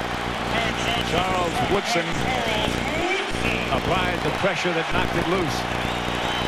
Well, I'll tell you, you got third down and a whole lot, and you send your corner, your best corner, Charles Woodson. I think it's a great call. Rob Ryan, who's the defensive coordinator of the Oakland Raiders, spent 4 years as the linebacker coach with the New England Patriots and tutored under Bill Belichick up there. Our score here at Network Associates Coliseum, the Raiders 13, the Buccaneers 6. Now let's join Chris Berman for the Toyota halftime show. All right, Pat, thank you very much. You had a touchdown in that game, so 13-6, the Raiders on top of the Black Hole. Another Sunday night game because of Hurricane Gene ripping through Florida. Again, another hurricane in Florida. We showed you the field goal by Reed that gave Pittsburgh a 3-0 lead in the first quarter at Miami. Now this. And if you look up in Webster's dictionary the word quagmire, this is how it would be. This is Baron Haynes, not Reigns, actually running. And then look at this pass by Ben Roethlisberger making his first career start. And you talk about a duck. Ducks around the pond. Roethlisberger, not bad. That's the scene at halftime. Pittsburgh leads 3-0. Miami, 54 yards. That's just 40 more than letters in the last name of the Steelers starting quarterback. We'll keep you posted in the second half. Now our fastest 3 minutes. Again.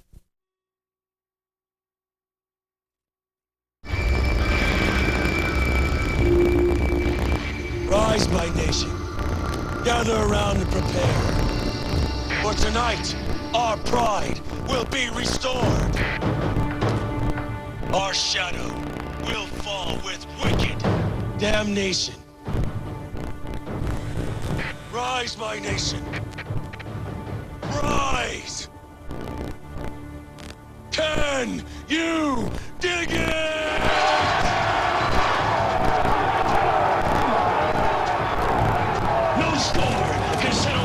history with these enemies from the South.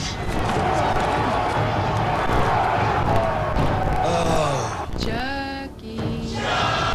They may have taken our so-called fearless leader, but the deceptions do not stop there, my flock. Oh no. Chucky! They have taken from us that which is rightfully ours. That which defines us all!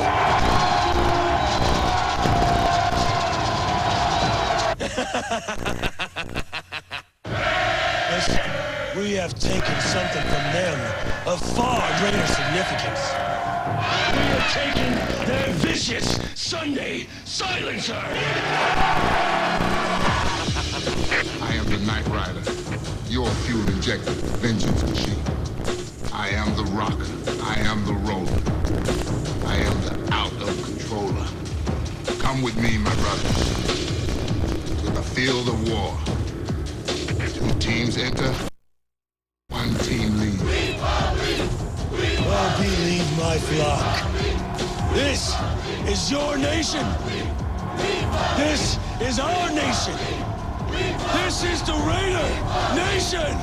Rise! Rise! The nation has risen, and they're ahead.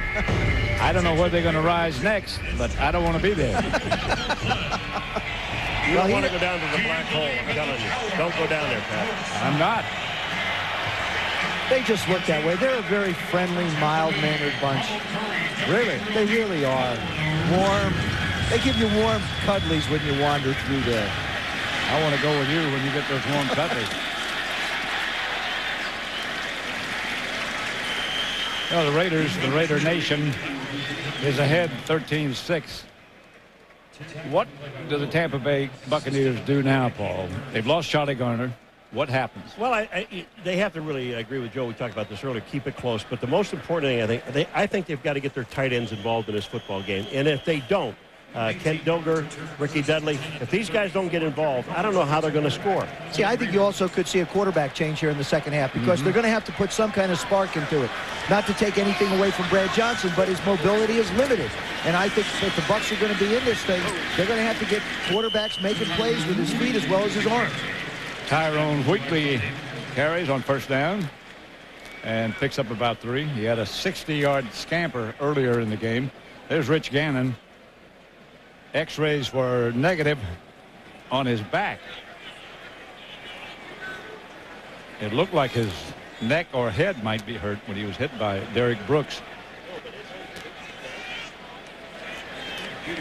But he won't be back tonight. Neither will Ricky Dudley. Yeah, I mentioned Ricky Dudley about getting involved in a ball game. He's got a fractured right thumb, so he's out. Well, Charlie Garner won't be back either.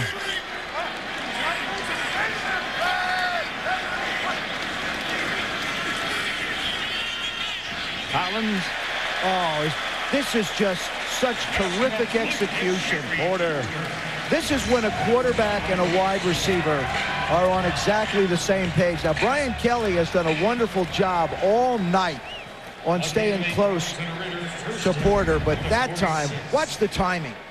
1, 2, 3, 4, 5, cut it loose. Brian Kelly is right in Porter's back pocket. Excellent timing. Good throw by Collins as well. As this game goes on, you see Kerry Collins getting more and more comfortable. Narrow wave is the back. Collins hit from behind just as he let it go. Simeon Rice. Arm was going forward.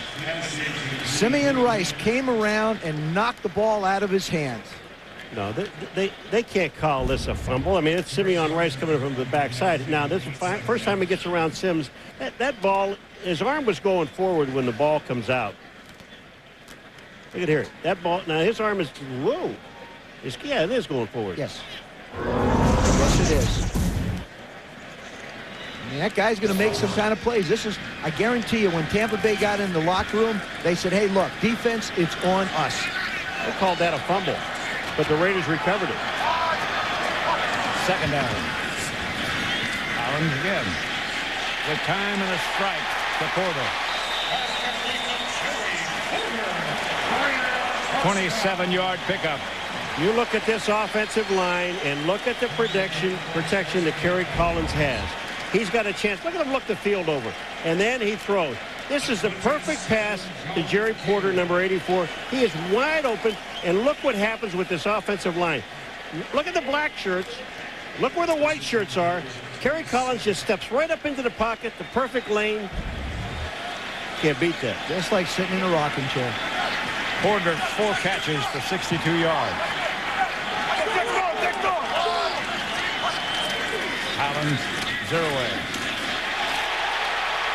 Beg your pardon, Justin Fargas just came in the game for 0 away. I'll tell you, Justin Fargas has got some speed. Oh, he hits the hole hard. Watch, little misdirection.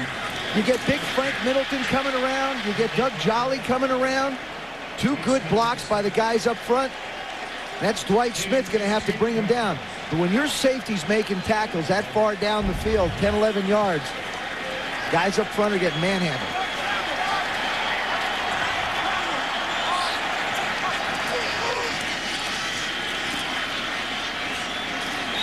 Flag on the play. Vargas tried the left side.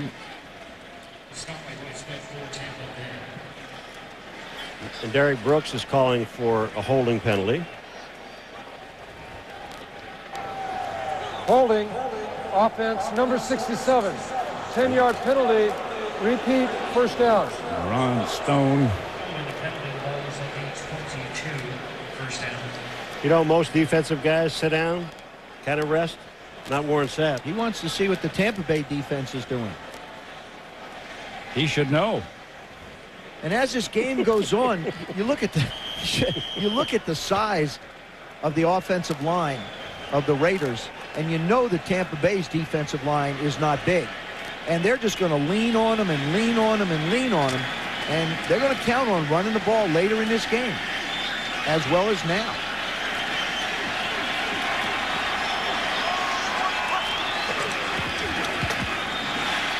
Vargas. Taken down by Ron De Barber first. You run on this defense, you run at their pride. Man, I think Tampa Bay, if you talk about that football team, it's a very prideful group of men over there. And when you go up the gut like we've seen the Raiders do tonight, Tyrone Wheatley was one, we saw Justin Fargas do it, you're running right at their pride, and they just aren't going to let that happen. And you don't want to do what they just did there is try to get to their outside because they're too fast. Stay with it up the middle. If you're going to run against Tampa Bay, go right at them. Kerry Collins, the quarterback. 0 away behind him.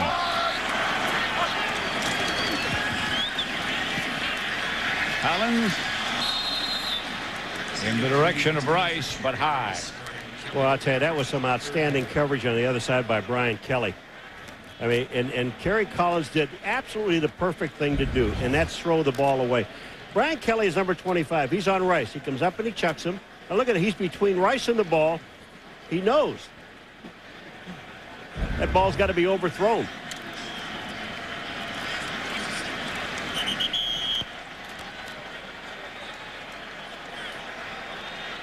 Well, we're getting to a point where Ronald Curry's name and number seems to be dialed up here. He split out to the left with Doug Jolly on the left side.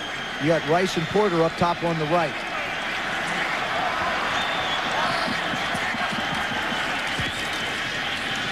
Collins in the pocket. Oh, just missed Jerry Rice. Just missed. You're absolutely right. I mean, you're talking about as close as you're going to get to a touchdown. This ball was almost thrown perfectly. As Rice gets chucked at the line. Now let's just take a look at it. Back to the outside. The coverage, Dwight Smith never gets there. You know, I remember watching practice on Friday. The same route was run, and this ball was actually a little bit lower than the one he threw in practice on Friday. Didn't want to throw it too low and get it picked off. Janikowski off the dirt. 39 yards out. And he's good again. 16-6. The Raiders lead.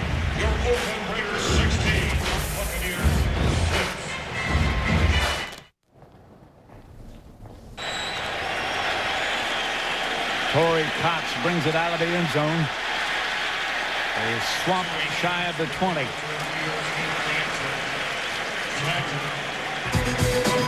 Brad Johnson returns as the Buccaneers quarterback. 16-6. Miami is averaging 1.7 yards per rush, 35 yards rushing. So here we go, 4th down and inches. That ball loose.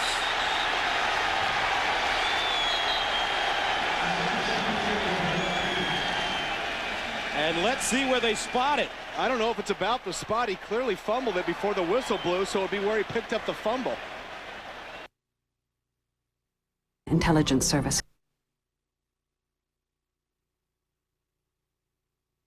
We're going to measure for a first down. Okay, that was key right there. I didn't hear the whistle, but clearly Feely fumbled the ball backwards. Let's see the momentum. Boy, it depends on the mark. But I don't know if that whistle should have blown, Gus. I certainly wouldn't have blown the whistle there. His knee was not. The Toyota Tundra.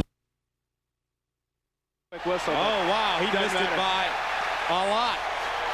And that's why I thought they should have punted.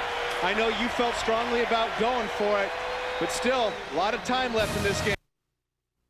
Up to 48 months on all 04 Tundra models. Join us for a full night of football next Sunday on ESPN, starting at 7:30 Eastern with NFL Primetime.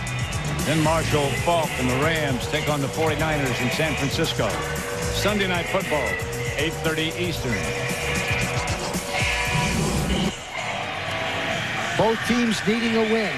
San Francisco shut out today for the first time in 420 games, and St. Louis getting beat at home for the first time in about a season. In overtime by New Orleans. Tampa Bay has got to get something going. Allstott straight ahead, plunging and plowing. Let's go down to Susie Colbert. Pat, it's now been 10 straight quarters that the Bucs offense has not scored a touchdown. And I talked to John Gruden at halftime. He said he's quite aware of their stats. I asked him about his quarterback situation because last week when they needed a spark, he benched Brad Johnson and went with Chris Sims. He said, no, Brad's his guy. He's sticking with him, but he would appreciate if his defense got a few more 3-and-outs. Well, that ought to put it where it should be. Yeah. Yeah. Here's Allstott again. Rambling. Think he got a first down. Oh, I know he got a first down. On his second effort. Let me tell you what. You know, this guy, and when you look at his shoulder pads, he is so wide that when he goes through that hole, it's hard for him to turn sideways. He just lays it to you. And you know you're going when you hit him, you're going to get hit.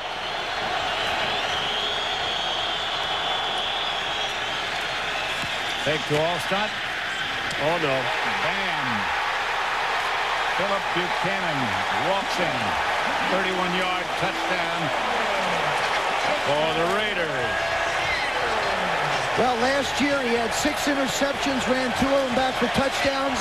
This year he's improved his percentage. That's his second interception, and he has 1 touchdown. Wow, this ball was thrown so late, it's unbelievable. You run a play-action pass and then throw it almost for him. Brad Johnson clear across the field. Buchanan was just sitting there waiting on the play. Look at this. I mean, this thing is just, I mean, there was no way that the receiver can get to it. Nope. Well, that's a tight end. Philip Buchanan saying, hey, this guy's not going to run by me. Officially 32 yards, the 7th career touchdown on that return for Philip Buchanan. 4 by interception, 3 by punt returns. This one was easy.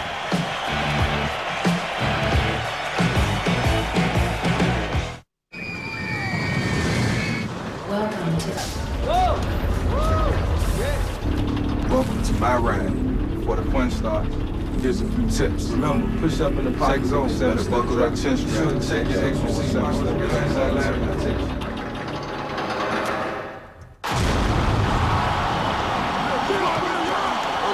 Brooks showing blitz. Takes the snap. Nick slides Gets around the pocket. Rushes goes. He's going to keep it. Streaks to the outside. Right down to the safety. Makes play across the middle. Taking the 40. Gets away from trouble. Gets the block. Races into open field. Gets a foot race. Makes slices down to the 1 man speed. Well, that's not in the playbook, but he should be.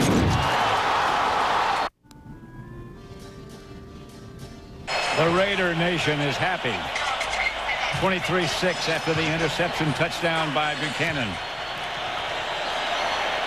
Janikowski's kickoff deep into the end zone. They'll leave it there this time. Torrey Cox doesn't try to bring it out.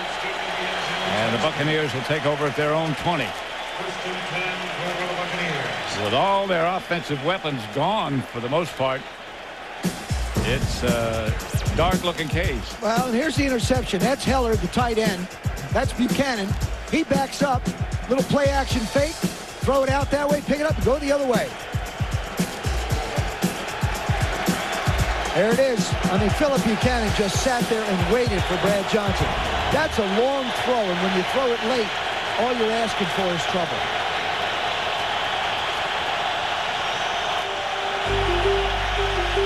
Allstott at the line of scrimmage, slung down just past the 20. I mean, you've got a 3-yard and a cloud of dust offense. I just think that, you know, now would be the right time to put Chris Sims in the football game. I mean, he's younger, he's got a stronger arm, and you get him a chance to play some football. You know, Brad Johnson's in his 13th year. Not that you're saying it's a lost cause, but you may be able to get a spark, maybe able to get something. Well, the thing about it is that Brad Johnson, on that last one, he made the throw to Buchanan, intercepted. He's got to know he's got a tight end that's on a corner, so you can't make that throw. But he really doesn't have anybody to throw the ball to, and I don't care who's in there. Allstott takes the pitch out up across the 25, a pickup of about 5.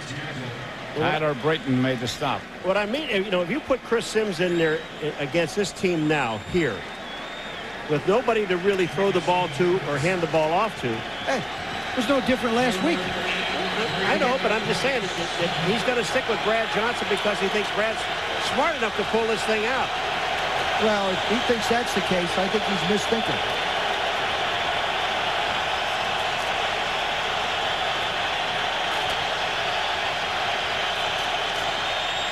Johnson back with the blitz coming.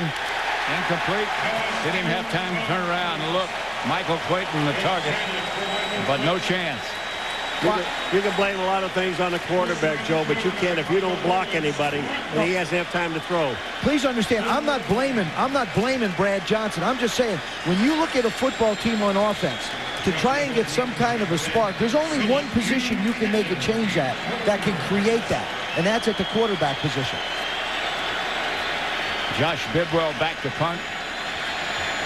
Philip Buchanan to handle the return yardage. If there is any for the Raiders. A bad kick off the side of the foot. Stay away from it. Still bouncing in the Buccaneers' favor to about the 33. 40-yard punt. John Gruden. Up 9. On the last. Associates Coliseum in Oakland. The Raiders 23, the Buccaneers 6. John Gruden trying to get some input from Brad Johnson. I mean, you know, saying, all right, look, we'll try and get some more time for you. Vargas gets the carry. Comes out of the pack and gets some yardage on his own. Dwight Smith on the stop. Let's go down to Susie Colbert. Well, Pat, can you imagine what this is doing to John Gruden? After they won the Super Bowl, he wrote a book. It was called Do You Love Football? And in it, there was a line that he said he lives and dies with every game. I asked him, well, you've lost 8 out of the last 11. How are you doing? He said, I'm dying. This is ripping my guts out. Can you imagine a John Gruden offense, the only one in the NFL that hasn't scored a touchdown? Hard to imagine. Vargas. And the Raiders are doing exactly what they need to do, and that's just control the football and go right up the middle. What I've been surprised by is Tampa Bay's the poor tackling. We saw Jermaine Phillips miss one on Tyrone Wheatley's big run. Now we saw Justin Fargas on the play before that break a couple of tackles. Very uncharacteristic of Tampa Bay defenses. That's their reputation as being a good, outstanding, maybe the best tackling team in the NFL.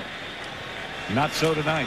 They've been on the field, too. And if you get them into the fourth quarter, they get tired. You get tired of somebody running over you all night, too. Here's Collins back to throw. Gets the screen pass up to J.R. Redmond. And Redmond crosses into Buccaneer territory. I like the way Jimmy Ray, the offensive coordinator, and Norv Turner, the head coach of the Raiders, is calling this game. All right, you want to come after us? Fine. We'll just dump a little screen off and back you off. I'll tell you what's really surprising. Derek Brooks is number 55, reads the screen, and he gets out there. But I'm going to tell you what. Watch what happens after he misses the play here. He gets blocked. Look how long it takes for the rest of the white shirts to get there. That's something you just never have seen before in Tampa Bay. It's a new defense. I think that's something people don't understand. There are new elements. Brian Kelly missed a year ago. Jermaine Phillips is new at safety. Collins. Alvis Swithin. 18-yard pickup wide open in the middle. You just have a feeling that every time they run a play action, he can throw it anywhere he wants. And Kerry Collins has been able to go out and throw the ball where he wants. Terrific time. Sets in the pocket, plants, fires the ball out wherever he needs to. Whether it's out to the right or whether it's crossing patterns with great catches in the middle or whether it's getting the ball real quick out of his hands and creating opportunities for receivers to run with the football. He's doing everything he needs to do, but as long as he's working away from that line of scrimmage and his receivers are stretching those zones, they're gigantic holes to throw into. Collins again. Diving effort. What a catch. By Porter. You know what? Brian Kelly has got to be talking to himself. This guy has played some tremendous coverage tonight, and that ball has been thrown on target by Kerry Collins. Take a look at this. Here's Kelly. Look at where he is. Here comes the ball. He hears the sight. This is just a great catch. What a catch. And Jerry Porter doesn't push off, manages to catch the ball, stays in bounds.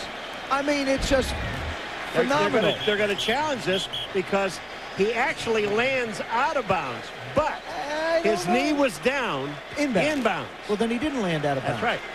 Top part of his body was out of bounds.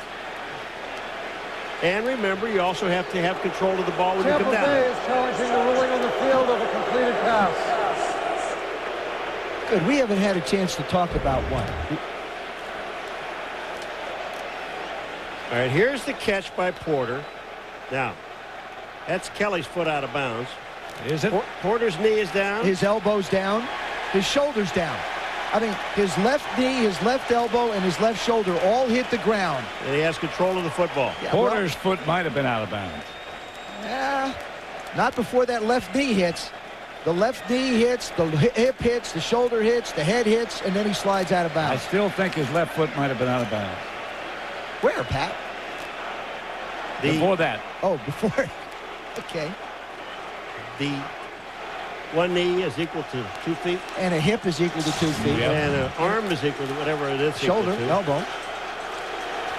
I think this is a good challenge because, again, this was on the Tampa Bay side. So, and it's in a very critical position in the game. I mean, they go down 30-3 without anybody to stretch the field, and you're not going to come back. And the other reason it's a good challenge, you're going to give your defense a rest because these guys need one. They've been out there a long time. That's a very good point. Watch it again. Jerry Porter reaches inside. His left knee hits the ground. His left elbow hits the ground. He has control of the ball, which is what the officials look at. And this would be hard-pressed to be overturned. Irrefutable evidence.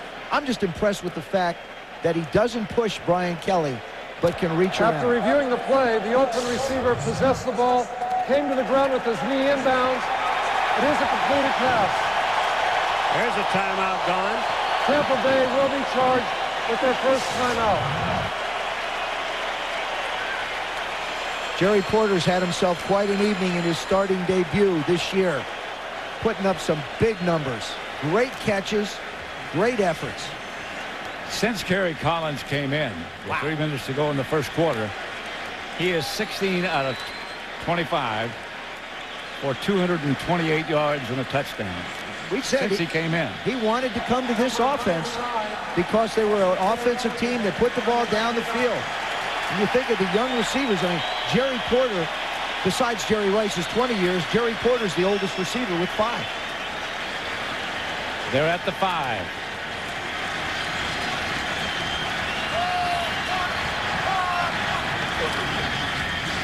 Wheatley to about the 2.5.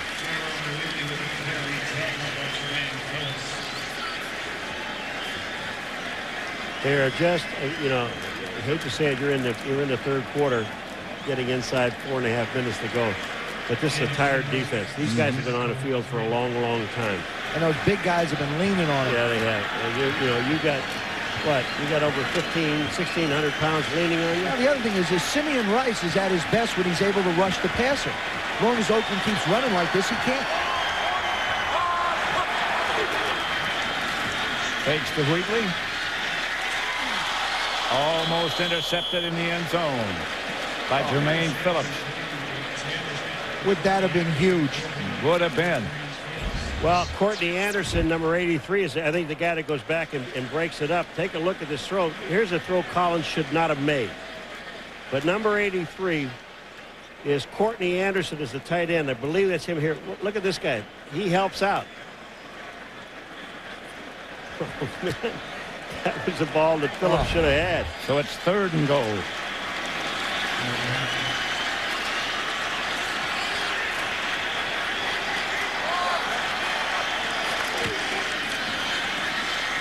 The scamper outside.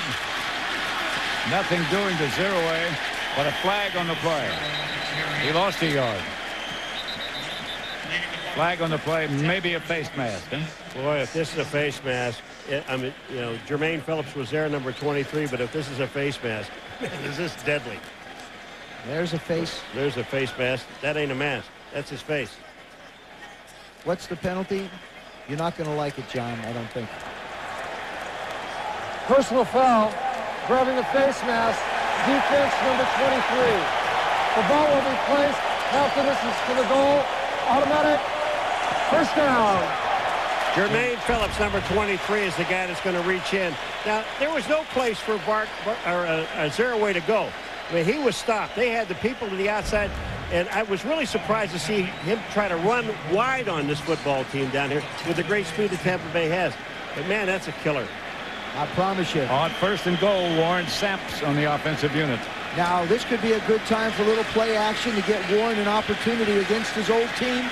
Or do you just give it to Tyrone Wheatley and let him pound it in? What do you think, Paul? Pound, pound, pound, pound. Play action.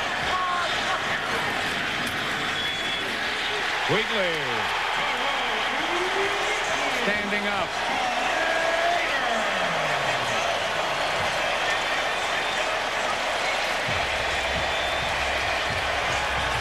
"15 carries, 99 yards for Wheatley, and a touchdown." Well, North told us the guy that can average, well, there's excessive celebration because there's flags all over the end zone. But North said any guy that can average 5 yards a carry stays nice, but they played everybody. Unsportsmanlike conduct, unnecessary celebration at the end of the play against the offense. This penalty will be assessed 15 yards on the kickoff. The play stands as a touchdown. You know, that may not hurt you in a game like this, but it'll definitely hurt you in a game down the road when it's a lot closer. Ron Stone, the right guard, is getting in on it. You didn't carry it in, Ron. Janikowski for the extra point. Good again. The Raiders starting to put it away. 30-3. 30-6, I'm sorry. 30-6. The Raiders over the Buccaneers. 3:42 left to play in the third quarter. I'll tell you what's sick as a quarterback. You go back and you stand there on the sidelines, you're getting ready to get the ball back, and you look around and you think, well, who am I going to give it to? I mean, who am I going to give it to? Janikowski kicks off from the 15. Good kick. Corey Cox on the return. Let's go quickly to Chris Berman.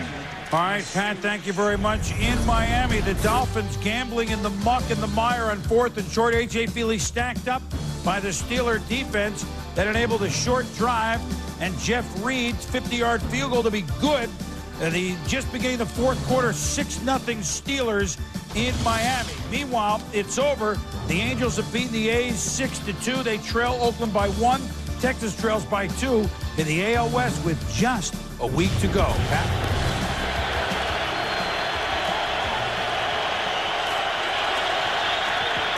On first down.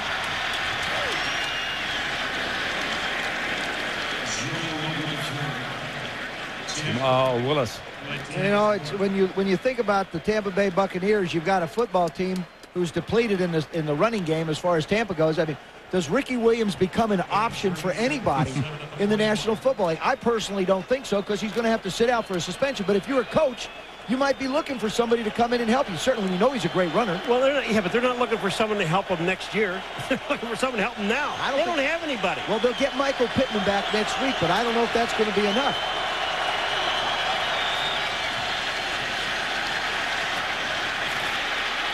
Johnson deep, incomplete.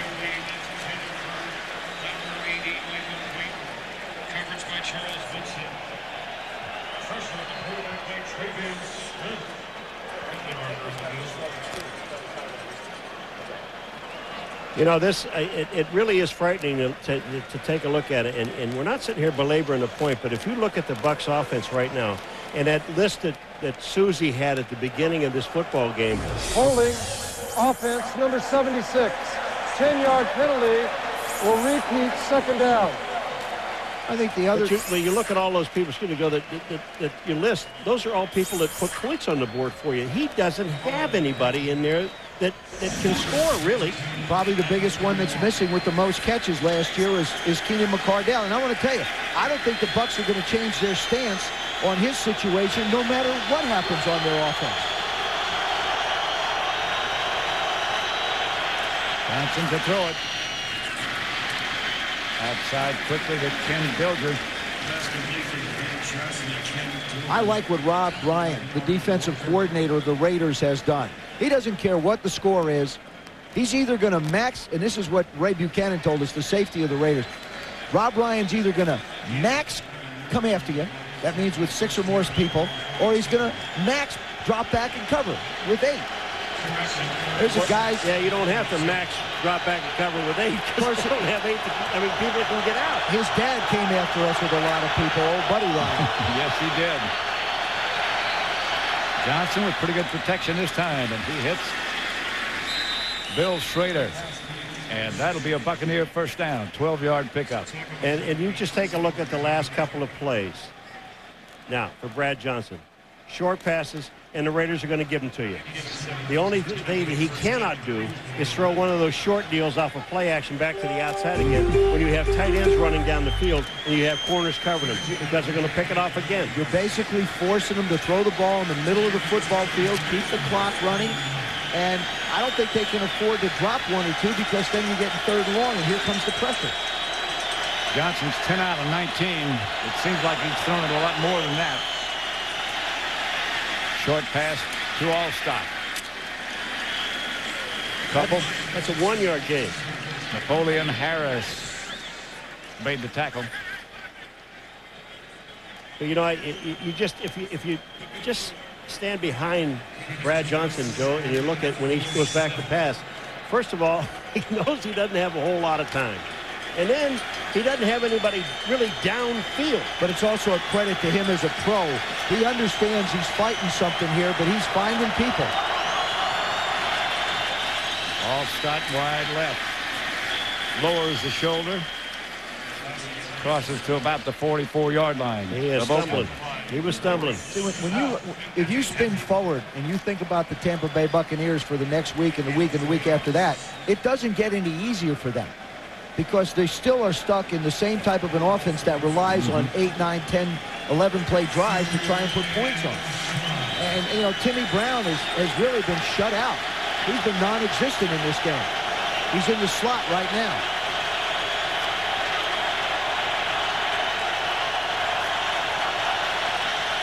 Johnson back. A throwback incomplete. It was a little high, intended for Jameel White. And they'll have to punt. Talked about Brad Johnson having a tough evening. Nobody really to throw the football to, but it's not even just tonight. 23 drives, 9 points, 3 turnovers. Well, we got 6 seconds there, another quarter, Joe, without a touchdown. Pat, you said, how about 10, wasn't it, 11? Right. You were bidding there before? Yep. Well, you can bid on 12. I think now, really, they might think about a quarterback change. Flag on the play as Bidwell gets the punt off. Fair catch. Philip Buchanan, 33-yard kick. I think Torrey Cox left a little early.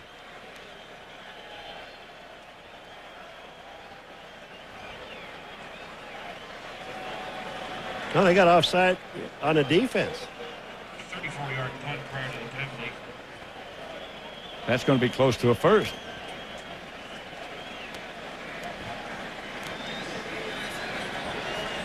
Warren, I think, wants his teammates to back up a little bit.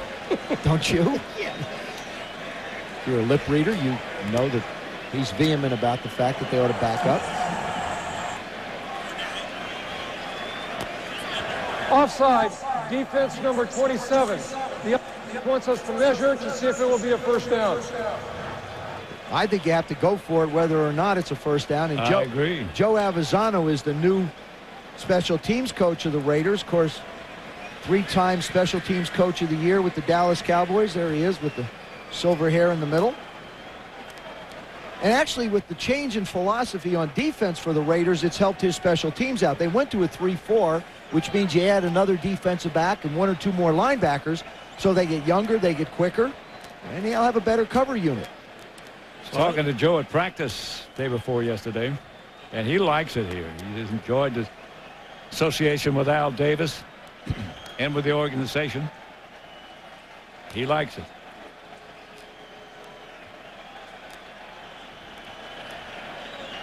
Now this is interesting because don't you have to mark off the penalty and then? No, they would like to measure with the chain out there and then see if it's going to be enough for the first down. You want it as accurate as possible, Paul. Well, I like to see because he may have one giant step. Your eyes are accurate. Give him a first down. What do you think, Paul? Is it going to be a first down? Joe. Yes. No. They're going to miss it by a little bit, but I don't, you know. Look at John saying, now, how did you do that?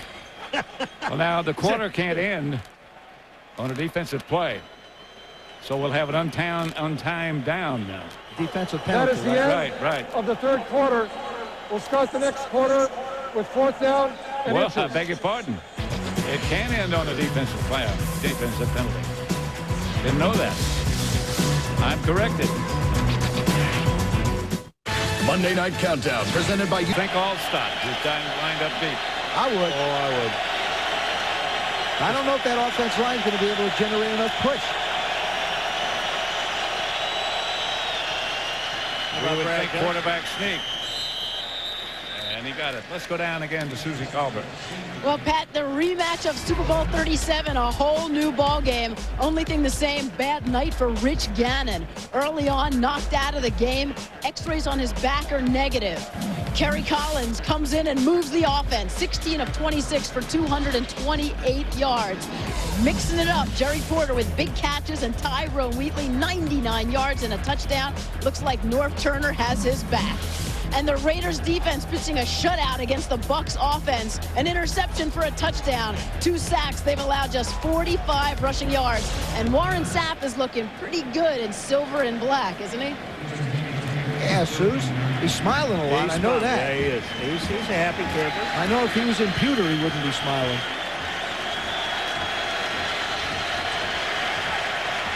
Just barely got that first down. And here's Johnson back to throw it. Pass complete. Tim Brown with the catch. That's his first, isn't it? I want Tim to get his 100th touchdown. Well, Brad Johnson has thrown Warren Sapp his first touchdown. Yep. We've seen Chris Carter catch his 100th touchdown, as well as his 1,000th catch here on ESPN. It's the network of milestones. That's right. Second down. They get to all stop.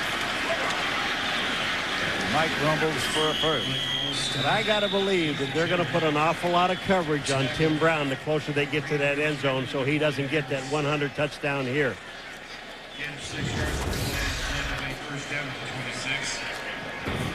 Most career receiving touchdowns in NFL history. Jerry Rice, 194. And you see Tim Brown there tied with Don Hudson, one of the all-time greats of the game. That's a record that's not going to be broken. Here's Johnson outside, caught, and out of bounds. Ken Brown. Ken Dilger, beg your pardon. No, it was Brown. I tell you, I'm serious. You got to watch the coverage now down towards this end zone, because you got to believe that the Oakland Raiders are aware, and obviously that he's got, he catches 100 touchdown pass, and they're not going to want it to happen here. But the Raiders have played in the secondary really with 4 corners. They played with Charles Woodson and Philip Buchanan, their regular corners. They brought in Denard Walker, who's the backup corner, and Ray Buchanan, who's playing safety, has spent most of his career as a corner in this league. Johnson whips it out to Allstott. Not much doing. Let's go to Chris Berman for an update. All right, Pat, thank you. In Miami, A.J. Feely, not much touchy. Then again, it's a hard night to pass. Incomplete, and that at least allowed Miami to get on the board. Olindo Mare, 34-yard field goal at 6-3. Pittsburgh under 12 minutes left. Pat? That's a real Cliff Willer. Oh, boy. Well, that weather, it's unbelievable. Those guys have gone out and played in those conditions, and those poor people in Florida having to deal with all that again. Johnson, the pressure is coming wide open.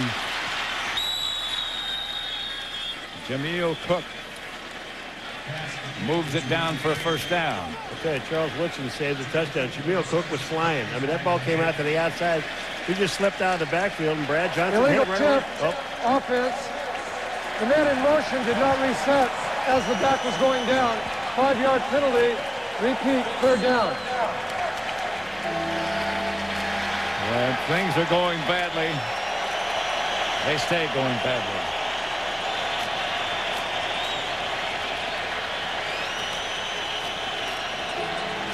The Colts in 97 and the Steelers in 90 did not score an offensive touchdown the first 3 games. Of course, going back a few years ago, you had the Baltimore Ravens, who went 5 straight games in the middle of the season and did not score an offensive touchdown. 3rd and 8. Play clock down to 6. Johnson complete. Tim Brown. Now, the offensive line, they're really giving Johnson some protection. Enough time so he can find Tim Brown. Watch this, outside. Little pivot back to the inside. He's wide open. But Johnson had enough time to throw the ball. That's the key. 1st and 10. Longest active streak in the NFL in which he's caught a pass. Rice's came to an end last week. Raiders are saying somebody move. Flag does go down.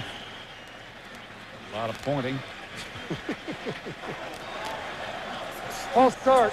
Offense, number 76. 5-yard penalty. Remains first down. Center. That is number one on John Gruden's list of frosting or really ticking them off, is when somebody jumps off sides or moves. And it's the center. I mean, they changed it. Oh, they did change it? Stussy, yeah. It doesn't matter. Let's move it down. He's still not a happy camper. What does he have? You're right. It doesn't matter who it's on. What does he have to be happy about? Sneaking up to blitz. Johnson. In the end zone, touchdown. Tim Brown, and that's number 100.